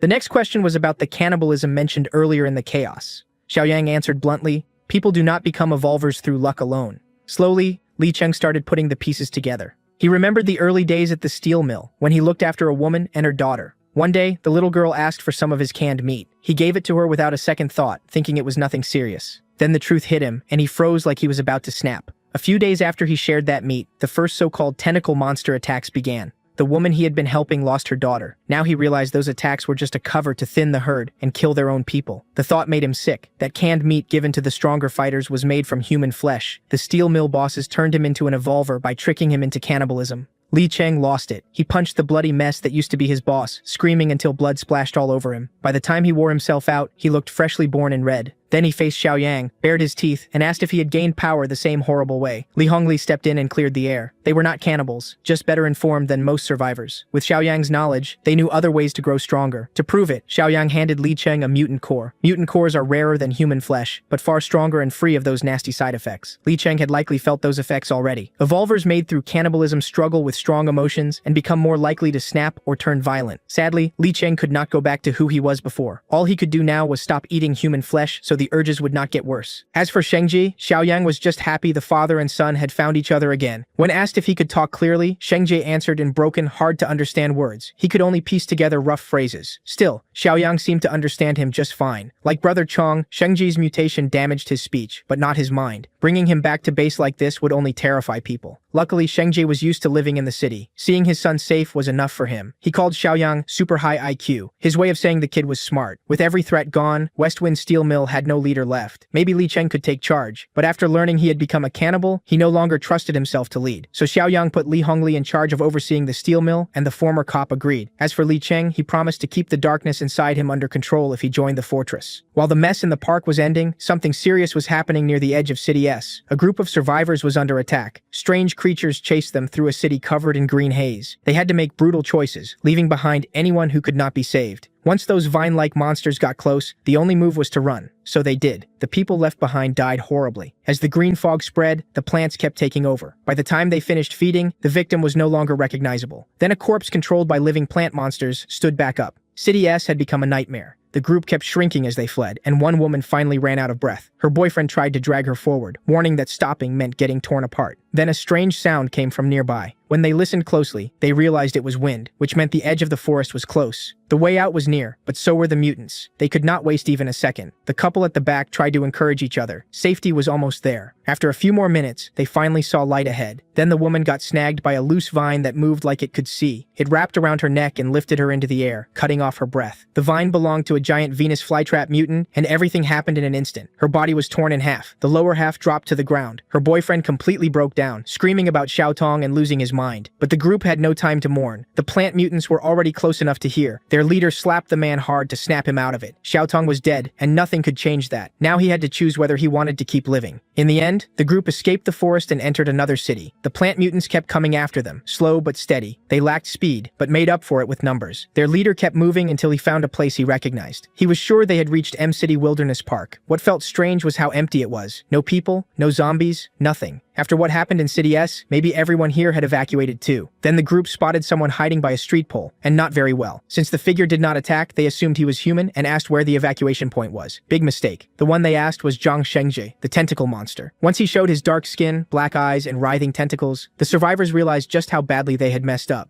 They took off running again, and did not stop until they thought the monster was gone. Then they wondered if even the land outside the forest had already fallen. Before they could rest, the plant hunters found them again. Now they were trapped. The mutants had surrounded them from every side. The survivors began to break. Some thought they might have lasted longer if they had stayed in the forest. Maybe Xiaotong would still be alive. As the plant mutants closed in, the men faced a grim choice. Their leader looked ready to kill himself before letting those creatures do it. Luckily, it did not come to that. Shengji's tentacles shot across the street and ripped the heads off the weaker plant mutants with ease. This was his turf, and he was not letting invaders into the park. Back at the eastern fortress, Zhang Xiaoyang stood under the moon, quietly staring over everything he had built. His utopia plan is going great. The community score is now 62, and his shop points hit 231. At this point, Xiaoyang is basically rich. With that many points, the daily shop feels pretty nice. Today he can get a level 2 armed deterrence box for 20, a level 2 black tech box for 50, or a level 3 superpower awakening box for 100. That last item even shocked Xiaoyang. He instantly started spending and cleared the whole shop. The armed deterrence box gave him an armored jeep. The black tech box had another physical enhancement serum, and the superpower box gave him a level 1 enslavement mark. That skill lets him enslave one living thing, but he has no reason to use it yet. Brother Chong, Brother Shengji, and Li Cheng are all still steady. Right after that shopping spree, a new chance to earn points appeared. The mission called Weed Control Volume 1 had officially started. At first, he thought it was just about gardening. Then Brother Shengji updated him about the army of plant mutants moving in, and the mission made a lot more sense. Later that night, people from the fortress gathered outside the wall to carefully watch the tentacle monster. Shengji brought the survivors he saved to the east side to meet the boss, dragging a plant mutant corpse along for inspection. From the crowd, Shengji's wife and son ran to him in joy. He could say the words, but wife was gone from his brain, so he called her, "Marry me." Even now, Xiaoyang is the only one who can easily understand his broken way of talking. The family reunion was strange but sweet, with tears and hugs all around. Xiaoyang wasted no time and started checking the dried-up mutant corpse. Shengji tried to explain, but he didn't have enough words to tell it clearly, so the survivor leader took over. They came from City S and were driven out by these plant mutants. City M isn't safe either, but it's still in much better shape than City S.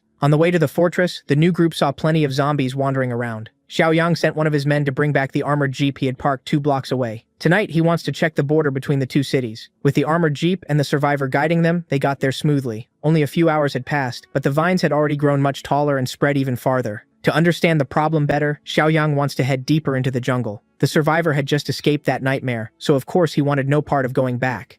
But ignoring it isn't an option. If this keeps up, the nearby Westwind steel mill will be swallowed, and both production and daily life will take a hit. Still, before pushing deeper in, Xiaoyang decides something else should come first. He wants his people stronger, so they can handle danger without relying on him every time. Old Li and the new steel mill crew will join too. For the next few days, everyone is going on a big hunting run. As for the steel mill, another mutant is lurking nearby, and it's been feeding on zombies. Luckily, they won't have to deal with that ugly thing for long. Tonight, Xiaoyang moves like an assassin. With one clean slash, he killed the zombie-eating mutant. Once the big threat was gone, the rest of the crew could really cut loose with their guns. They poured bullets into the normal zombies marching through the city. Under Xiaoyang's command, they searched the bodies and collected mutant cores. They kept repeating the process, slowly building up their supplies. What they didn't know was that an overfed evolver had been roaming the city, hunting for fresh human meat. Normal zombies aren't a threat to him at all. He can kill regular walkers with ease. Since humans have become harder to find, he's been stuck roasting zombie meat. All he really wants is clean human flesh. And luckily for him, the smell of his favorite food is drifting right to him. Under Li Hongli, the steel mill has been running better, but their new guns are making some guards way too cocky. Some are even leaving the perimeter just to shoot zombies for fun. That's the scent the buff evolver picked up. He licked his lips, craving the best kind of meat. Humans who haven't eaten their own kind. The so-called pure humans. Still, he isn't stupid. He can tell those people have heavy firepower, so charging in alone would be risky. He knows he should wait a few more days, but just thinking about waiting makes him drool like a starving dog.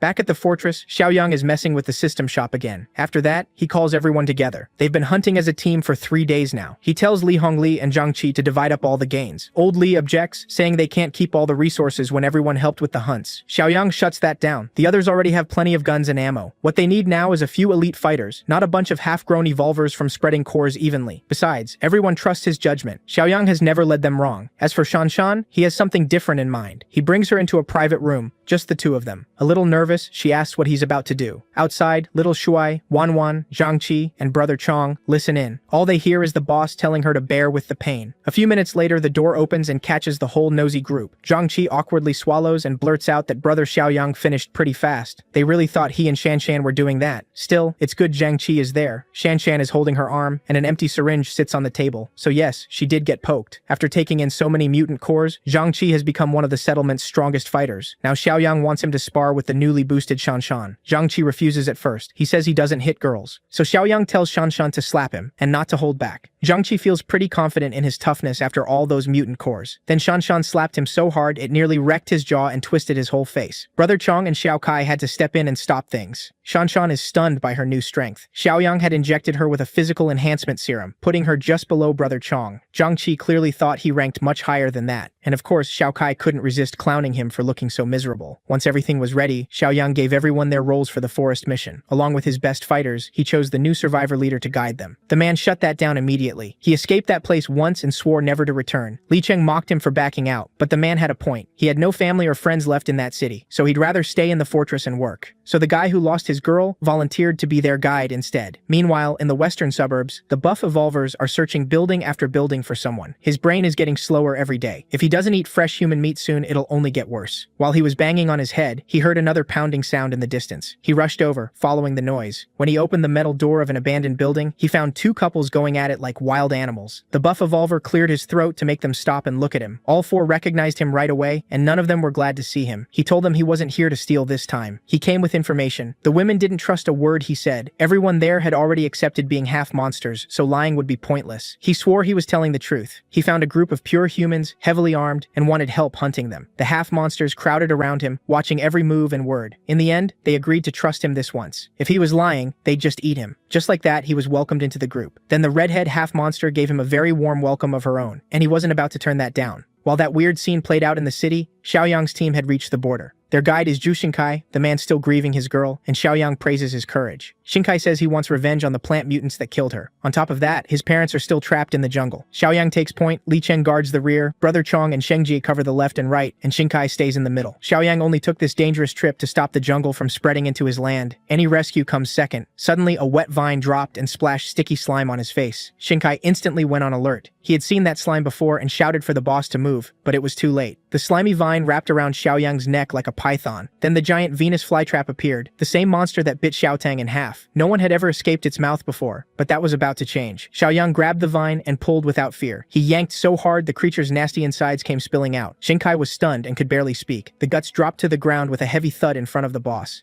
They wriggled there like a slimy bag of grapes. The flytrap knew it was in trouble and tried to run. Xiaoyang didn't bother chasing it and sent Shengji after it. The mutant didn't let him down. His tentacles shot out and caught the plant. Once he had it tight, he yanked it back and slammed it down. To everyone's surprise, the flytrap released a cloud of green gas as a defense. For some reason, it didn't feel dangerous at all. It actually smelled nice. But Xiaoyang got wary. Smoke that smells that good can't mean anything good. He was about to tell everyone to cover their noses, when all the light around him seemed to disappear. The others were trapped in their own strange visions too. Shinkai felt a weird pounding in his head. When he looked around, the others were frozen in place. Then something rustled in a nearby bush. A woman stepped out and called his name. When he looked closer, it was Xiao Tong. He still remembered her death clearly, so seeing her again shattered his reason. He moved toward her, caught between relief and disbelief. Xiao Tong waved him closer and said the other survivors were nearby. Completely drawn in, Shinkai followed her voice. At the same time, the raid on the steel mill had started. The half-monsters reached the factory packed with pure human prey. One of them started drooling the moment he smelled them. Nothing got him going like fresh human meat.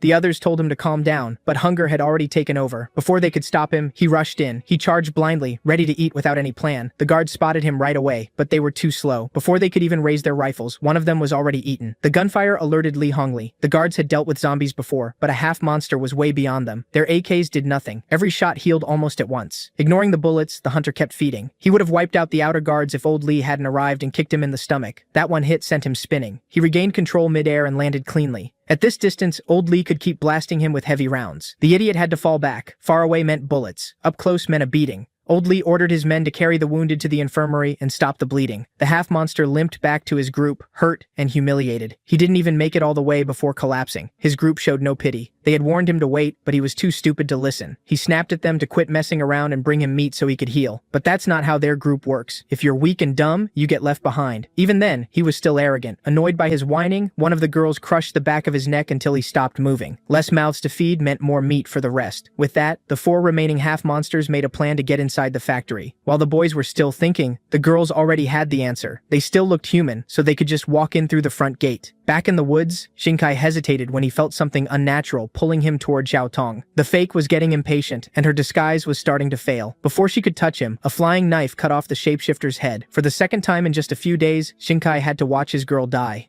The knife came from Xiaoyang, who had also been briefly caught by the illusion. Still shaken, Shinkai turned his anger on the boss. Xiaoyang made him look at the bushes again. Little by little, the bloody illusion faded, and the truth showed itself. It was only a tangled mass of vines. After that, Xiaoyang went around snapping the others out of their illusions. Li Cheng felt like years had passed, and even the 2 mutants had been affected. Xiaoyang guessed the flower had released some kind of hallucinogenic gas. To learn more, he cut into the vine bundle to study its insides. But the thing he killed was only a puppet, not the real body. The vines ran deep underground, so the main body was probably far away. While following the roots, he dug up something odd. It looked like a potato or taro, maybe some kind of storage organ for the plant. Just in case, he tossed it into his dimensional space. Maybe it was edible. Then he asked Jinkai what he knew about these plant monsters, but Jinkai only knew they were dangerous. Old He might know more. Old He was an expert from the Agricultural and Forest Research Institute. Before Jinkai escaped, the old man had been staying in a high-rise camp. Wanting answers, Xiaoyang changed course to find him. Back at the steel mill, the half-monsters put their simple plan into action. Red limped to the front gate, acting scared and worn out while making sure her body was still on display. To make it more convincing, she stumbled and fell near the gate. One of the guards on the wall spotted her. The others quickly gathered, thinking a survivor was running for shelter. But protocol started slipping the moment they got a good look at Red. One guard wanted to report her first, but another just wanted to bring her inside. Red cried for help, and the fool bought all of it. From a distance, the other half-monsters watched with amusement. Even they had to admit Red was doing a great job. Of course, the other girl refused to be outdone. She insisted she could do even better. Either way, Red had basically secured a way into the human nest. Back in the woods, the group struggled through the dim jungle, but they reached the next city without more trouble. Once they got close to the old camp, someone from inside called Shinkai's name. It was his Aunt Yang, peeking out from behind a wall. Normally, he would have run straight to her, but after what happened earlier, he stopped himself. He rubbed his eyes, and Xiao Yang laughed, telling him the gas had already worn off. On the other side, Aunt Yang's camp was panicking too. They weren't sure if the people coming out of the woods were enemies. Some wanted to pull Jinkai to safety, while others doubted it was even really him. Aunt Yang chose violence first. She led a few men forward and attacked, hoping to catch them off guard. Shengji could have wiped them out easily, but Xiao Yang told everyone to stay calm. A few arrows flew at them, and the boss slapped them away with his bare hands. Then he shouted for the strangers to stand down, and they actually paused. Shinkai stepped between both sides and told his aunt these people weren't enemies. Aunt Yang seemed to accept that and told her men to stop firing. Shinkai explained that Xiao Yang's group came from outside the jungle. When she asked about the others, he had to admit that half his group had been killed or hurt, including Xiao Tong. When he asked to be let inside, the people in the city hesitated. The main problem was Brother Chong and Shengji. Xiao Yang stepped in and tried to reassure them. He even asked the two mutants to help calm everyone down. Brother Chong took off his mask and said that even if he looked ugly, he was gentle. Shengji just flexed and let everyone stare. Xiao Yang was embarrassed. He really thought they'd act normal. After a long pause, Aunt Yang finally let them in. Back at the steel mill, Shanshan returned to the front gate after checking on the west side. He radioed old Li to open the gate. Before going in, her sharp senses caught something hostile nearby. It was faint and vanished fast. The half-monsters quickly hid their bloodlust again. Old Li opened the door himself for Shanshan. Once she was inside, the half-monsters finally relaxed. They had almost been found out. All three sensed that Shanshan was an evolver, and a pure one at that. They were shocked, but all they could think about was how good she would taste and how much stronger eating her might make them. Shanshan went straight to the infirmary to check the men attacked earlier. Xiao Yang had put her in charge of the infection inhibitors in case something like this happened. Old Li wasn't sure. His men had been bitten for hours and still showed no symptoms, so the attacker probably wasn't a zombie. With everyone confused, Red claimed she knew what was going on. She said mutated humans had gathered in the western suburbs to hunt people. Old Li had never seen her before, but she sounded like she knew something. Crying, Red added that these mutants were smarter and worse than zombies, and that she only escaped one because she found a bike. To Old Li, that sounded like she had brought the problem right to his doorstep. Red quickly apologized, and the guard simping for her instantly defended her and blamed Old Li instead. Li Hongli said he only wanted intel on the enemy, so Red warned them to brace for another attack. Since Red barely had any clothes on, Old Li told her to rest first. As everyone else left, Shanshan stayed behind and kept watching the newcomer. She couldn't explain it, but Red gave her a bad feeling. In the end, she blamed it on stress and paranoia from all the pressure lately.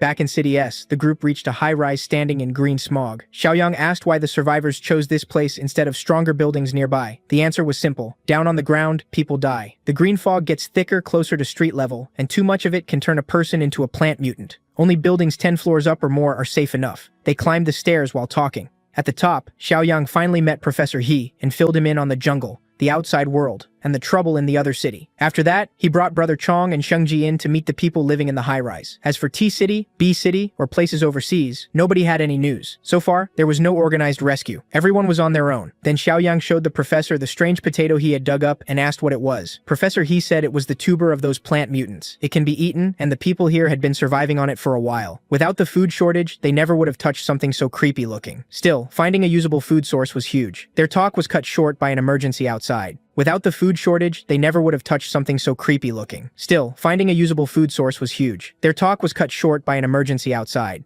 A huge group of plant mutants was gathering around the building. They called those enemies flower carts. That name made Professor He turn grim. This thing could wipe out everyone in the building today. He shouted for everyone to listen. Women and children had to get to the top floor and lock themselves in sealed rooms, while anyone who could fight needed to arm up. He'd rather save a few than lose everyone. His people obeyed without hesitation and prepared to risk their lives for the settlement. Professor He figured Xiao Yang was still young, so he told him to hide upstairs too. Xiao Yang just laughed and said he'd be fine. He was actually curious what kind of monster had everyone this scared. Professor He warned that if they didn't find the flower cart's main body fast, they were all as good as dead. The flower cart can control other plant mutants. It likely uses something like pheromones to launch organized attacks, and its main body had to be nearby, and angry. To the professor's horror, Xiao Yang opened the window. Then he pulled out a rifle from thin air and decided to test the enemy first. From above, he started sniping the plant mutants one by one. Just as expected, they were absurdly tough and could heal deadly wounds in moments. Still, Xiaoyang wanted to see where that healing finally broke. He focused all his shots on one mutant and riddled it with bullets. Like the others, it kept standing for a moment. Then it finally dropped. From that test, it looked like one mutant took about 2 full magazines to kill. No wonder everyone feared them. But Zhang Xiaoyang had almost endless guns and ammo in his personal space, and pulling out dozens of crates already stunned the survivors. Then he tore the nailed crates open with his bare hands. That left the high-rise residents even more shocked. Inside were the plant's natural enemy, Molotov cocktails. Xiaoyang told them to use those if any mutants got inside. Then without another word, he jumped out the window. His 2 mutant brothers jumped after him. All 3 dove off the 16th floor like it was nothing. And yes, they landed in full style right in front of the ugly plant monsters. The creatures rushed them the second they got close. Xiaoyang answered by driving a hand into one mutant's skull. With one hard yank, he tore its head clean off. Brother Chong was just as dangerous. He was fast, strong, and fought a lot like the boss. Shengji brought pure chaos. His tentacles did most of the work, and it was brutal. Professor, he finally realized how foolish he sounded when he told Xiaoyang to hide. Thankfully, Li Cheng was upstairs helping everyone deal with any stragglers. He took charge and told anyone confident enough to grab Molotovs and guard the stairwell. For the first time in months, the people in the high-rise actually felt hope. Down below, Xiaoyang finished off the remaining plant mutants. Then he had his mutant brothers check the bodies for cores. As for him, he wanted to find this flower cart himself. The few mutants that slipped past were quickly burned down, and thanks to Xiaoyang's group, nobody died this time. While everyone else secured the high-rise, Xiaoyang followed his instincts deep into the woods and finally found the thing everyone feared. It was the flower cart. This main body was the source of City S's nightmare, and the one coughing out the green fog. Suddenly, every nerve in his body screamed at him to move. Xiaoyang trusted that instinct and dodged a killing blow. The force behind it felt comparable to Shengji's tentacles. Luckily, he'd gotten pretty good at fighting tentacle-type monsters lately. All he had to do was overpower it. Sensing danger, the flower cart blasted out a thick cloud of spores. Too bad for it. Xiaoyang wasn't falling for that trick again. Before the spores reached him, he took a deep breath and held it while the area filled with green clouds. Then the flower cart started squirming wildly. Its lower body opened up, and legs pushed out from underneath. The thing was trying to run on all those nasty limbs, but that wasn't getting it away from Xiaoyang. He moved his fingers, formed a sigil, and used the slave mark. That new power wrapped around the mutant beast. A few minutes later, the people in the building were stunned to see the flower cart's true body arrive. Professor He was shaken. He hadn't forgotten how deadly that twisted monster was. After parking his new servant outside, Xiaoyang walked back like nothing happened and just asked Shengji and Brother Chong if they had gathered all the mutant cores. In his broken speech, Shengji said they got plenty of cores, and Brother Chong translated. One mutant buddy sounded like he was chewing rocks, and the other made even less sense, so talking to them was tiring. Then Professor He asked the obvious question: why was a flower cart parked outside the building? Xiaoyang casually said it was on their side now. To prove it, he led the survivors outside and showed them they had nothing to fear. Professor, he forced himself to step closer to the strange creature. He touched it nervously and asked how Xiaoyang had tamed something like this. Ignoring that, Xiaoyang asked what a botanist like him thought of the plant. Professor, he said that even though it had mutated beyond recognition, it should still keep some plant instincts. Plants compete just as fiercely as animals, only instead of prey, they fight for sunlight. Trees grew taller to grab more light, while lower plants adapted in other ways. That's why thick forests usually have less grass below. His guess was that the flower cart turned violent because it lost that early advantage during mutation. Without sunlight, it adapted to feed on living creatures instead. Just then, the flower cart stretched out a vine. It reached toward Xiaoyang, and Li Cheng instantly pulled a tiny knife to protect his boss. Xiaoyang told him to relax and let it happen. With the slave mark on it, the thing couldn't betray him. The vine was aiming for his spine. When it touched his skin, it sent something straight into his nerves. The flower cart confirmed Professor He's guess. City S had become a war zone for mutant plants, and they now fed on animals and humans. Now that the giant mutant plant served him, its survival had become Xiaoyang's responsibility. To show trust, the flower cart opened up and revealed its glowing core. Then it willingly offered that soft core to its new master. The moment it touched Xiaoyang's palm, it merged into his body. Li Cheng, of course, got worried, but this was just a ritual that sealed the bond between master and servant. To test what he gained from it, Xiaoyang flicked out his hand. A mass of vines burst out from nowhere with heavy force. They wrapped around a nearby tree and locked it tight. With one thought, Xiaoyang crushed the thick trunk in half. Shengji was stunned. The vines looked even stronger than his tentacles. At that moment, Xiaoyang unlocked the gardener achievement and gained 150 points. While City S was being freed, the Western Steel Mill came under attack from an unknown threat. Red, the cannibal mutant, kept setting traps, and the steel mill survivors kept falling for them. A knock came at her door, so she put on a weak, helpless face and opened up for a man bringing her a late-night snack, one she found very appealing. She was very good at acting like a girl who needed saving. The guy played the caring hero, acting worried about the new girl. Red pulled him closer and thanked him in a way that clearly tempted him. He took that as an invitation. The idiot lunged at her, but Red quickly backed into her room like she was scared. To his credit, he apologized for reading the moment wrong. But that wasn't it. Red just wanted to move things outside since the walls were thin. Of course, he followed. It worked perfectly. Outside the mill, the two got loud and carried on. When it was over, the guy was completely hooked, dazed by Red's looks and skill. They'd already swapped plenty of bodily fluids, and he still hadn't even asked her name.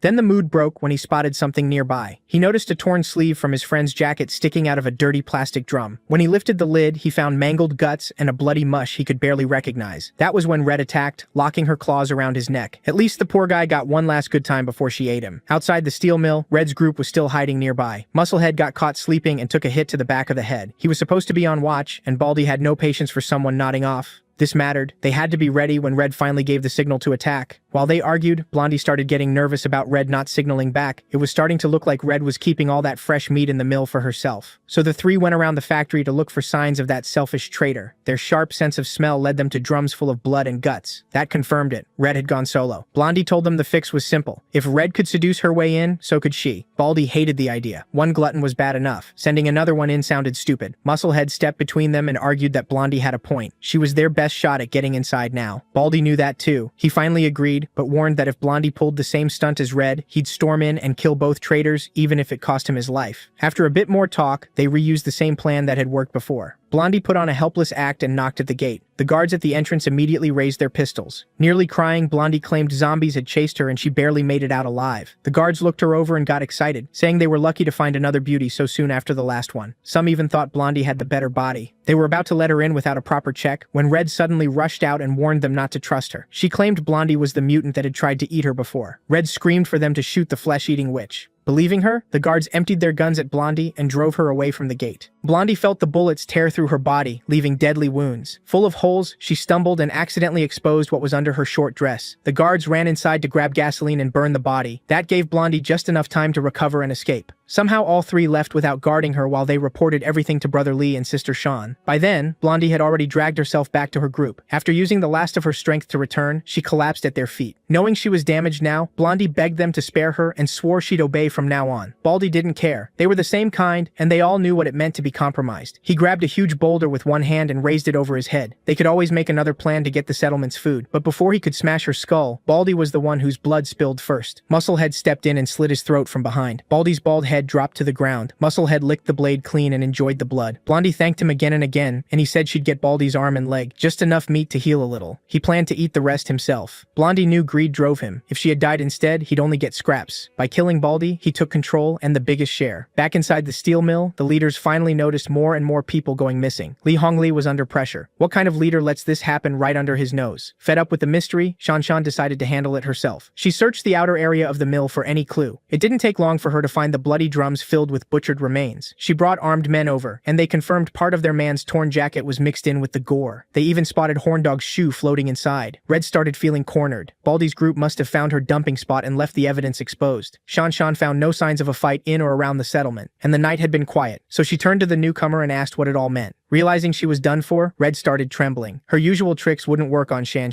Sister Shan drew her blade at once and hurled it straight at Red's vital spots. For a second, Red felt death coming. Just before it hit her chest, Red snapped out of it and dodged with inhuman speed. The knife flew past and wrecked trees behind her. Shan had been the only one suspicious of Red from the start, and now she had proof. Red knew she was fully exposed now. Her easy food scheme was over. Desperate, she lunged at the nearest man she could reach. She pulled out a hidden knife and took him hostage, threatening to cut his throat if anyone moved. Shan shot back that if Red killed one more of their people, she wouldn't leave alive. Red couldn't stand being cornered by a young woman. If it came down to it, she'd die taking a few people with her. She slowly backed away from the crowd, still threatening to open her hostage's neck. Once she got far enough, Red snatched the man's gun and kicked him away. She shot him in the ass out of spite and ran from the steel mill. Staying calm, Shan raised her gun and took careful aim. She fired and hit the cannibal several times. Red kept running even as blood poured from the new holes in her body. Not wanting to let her escape, Shan rushed for her bike to chase her down. Li Hongli stopped her. They didn't know if Red had partners waiting outside, so the settlement had to lock down first. Shan quickly ordered stricter screening for all new survivors. Newcomers would stay in quarantine at the safe house, and she would return to the main fortress to report the threat.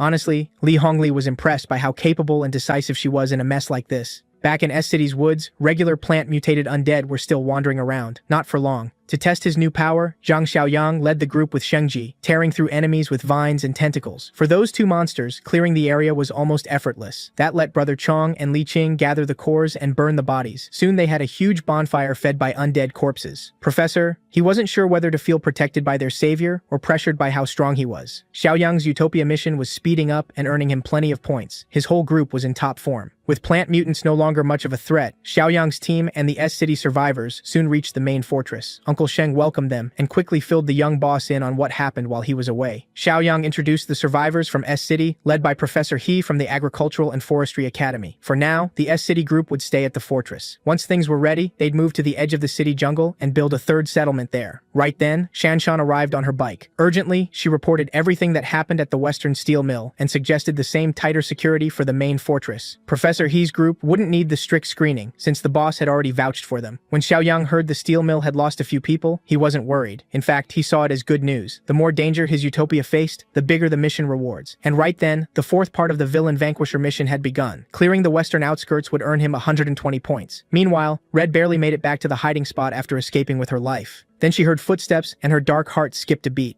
It was the recovering Blondie, standing over her and laughing at how badly she had failed. Injured and crawling back to the same people she had betrayed, Red tried to call it all a big misunderstanding. But after nearly getting Blondie killed, death was a fair sentence. Blondie told Musclehead to beat Red to death so they could at least eat her. Instead, Musclehead swung his rusty pipe at Blondie. Just like before, he attacked from behind and took out his own teammate. Blondie should have known better than to turn her back on a guy like him. Knowing she was finished, Blondie warned Red not to trust him. He only helps himself and will betray anyone the second it benefits him. Red didn't care, as long as she wasn't the one getting smashed. In one last attempt to survive, Blondie tried reminding Musclehead that Red had betrayed them too. But for cannibal mutants like them, words mean nothing. When that failed, Blondie even offered him her body. Too bad for her, Musclehead liked redheads, not blondes. He killed her with his bare hands. Then he pulled his usual trick. He gave Red an arm and a leg to heal up while he ate the rest. Back at the main fortress, the leaders were talking about the cannibals roaming the west. Li Cheng had once been an unaware cannibal himself, but Shanshan's report made it clear these ones were far worse. They'd lost every human limit. Selfish, reckless, angry, greedy, bloodthirsty, and hooked on human flesh. Xiaoyang marked them as a problem to handle later, but something else needed attention first. Li Cheng would head back to the steel mill to reinforce it and fix the security issues. 2 months passed without any big trouble. Deep in the woods, a group of survivors decided they had to move or die where they were, so they packed what little food and supplies they had and set out through the forest. They left at night, hoping to avoid the plant monsters that were more active in the daytime. It didn't matter. A whole pack of mutant plants still found them. The first attack wiped out many of them on the spot. The rest ran for their lives only to get surrounded. There was one way out, but strange sounds were coming from that path. Since they would die either way, they took the risky route. After running for miles, the survivors were completely exhausted. Then a huge tree suddenly crashed down toward them. They scattered in fear, wondering what kind of monster could knock over a whole tree.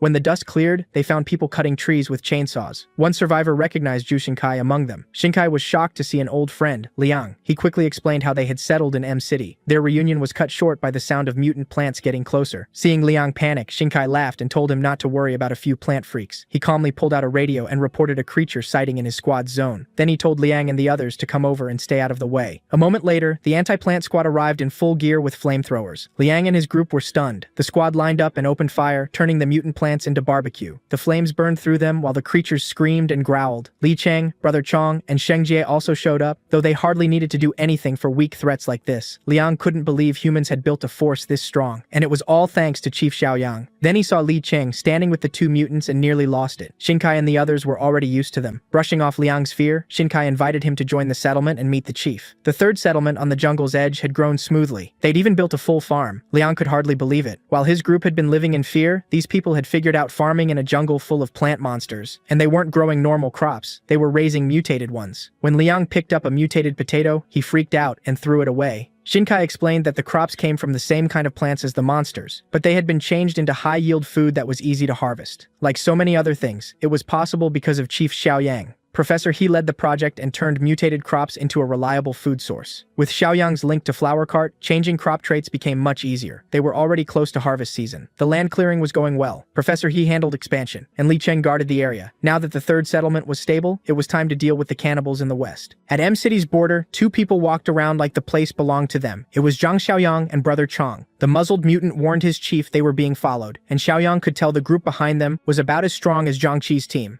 Their plan was simple. Feed Brother Chong. As expected, the hunters were Red and Musclehead, waiting for a chance to pounce. Before Red could rush in, Musclehead stopped her from attacking blindly. From where they were hiding, he could tell they were too late. Another group had already surrounded the prey. A big pack of cannibal mutants closed in on Xiaoyang and Brother Chong. They were practically drooling over such high-quality meat. This rabid bunch had never seen a pure evolver like Xiaoyang. They thought eating him might give them a huge upgrade. And since Brother Chong followed him, they guessed Xiaoyang could control zombies. Maybe they could steal that power by eating him too. Red could only click her tongue and back off for the stronger group. Musclehead, though, wanted to stay and watch. Less than a minute later, everything below turned into chaos. Brother Chong tore through the evolvers like a beast set loose. Xiaoyang moved with calm precision, taking heads with every swing. The survivors of that idiot squad ran the second they realized they were the prey. One unlucky cannibal tried escaping by climbing the building where Red and Musclehead were hiding. That put them in real danger. If Xiaoyang looked their way, they were dead. And that fear almost came true when Xiaoyang lifted a huge steel beam like it weighed nothing. He hurled it with perfect aim, sending it flying like a bullet. The beam speared the fleeing evolver through the back and tore him apart. Nobody survives Xiaoyang's pipe. Red and Musclehead were nearly caught in it too, getting splashed with blood and guts. Putting his blade away, Xiaoyang was pleased by the unexpected haul. Strong cannibals like these should have fully formed variant cores. Up above, Red and Musclehead didn't dare move or even breathe until the monster below was gone. Once they were sure the young man and the muzzled mutant had left, they figured hiding had paid off. They could eat the high-quality corpses left behind. As they kept patrolling the western edge, Xiaoyang complained that Brother Chong wasted meat and didn't eat enough. Then he sensed movement inside a nearby abandoned building. He turned toward it and summoned his blade again. Since he had already been noticed, a random guy stepped out of the dark with a crossbow and warned them not to come closer. One look told Xiaoyang the man was just an ordinary civilian. Even while threatening them, Four Eyes looked terrified to pull the trigger. So Xiaoyang tried talking first. Startled by the slightest movement, Four Eyes panicked and fired a bolt. That kind of weapon couldn't threaten him at all. Xiaoyang casually caught the bolt out of the air. Seeing his only weapon made useless crushed Four Eyes' confidence. In the next instant, Xiaoyang crossed dozens of meters in a single step. To stop any more trouble, he snatched the crossbow from the man's hands. Ignoring Four Eyes, he called for the others inside to come out and assured them he wasn't a cannibal. Just like he thought, about a dozen civilians were hiding there, all scared to death. At this point in the apocalypse, Xiaoyang found it impressive that they had survived without turning to cannibalism. For now, he decided to travel with them through the night. Four Eyes explained they were trying to reach a steel mill in the southern suburbs called Shifeng. They had heard a radio message about a settlement there accepting survivors.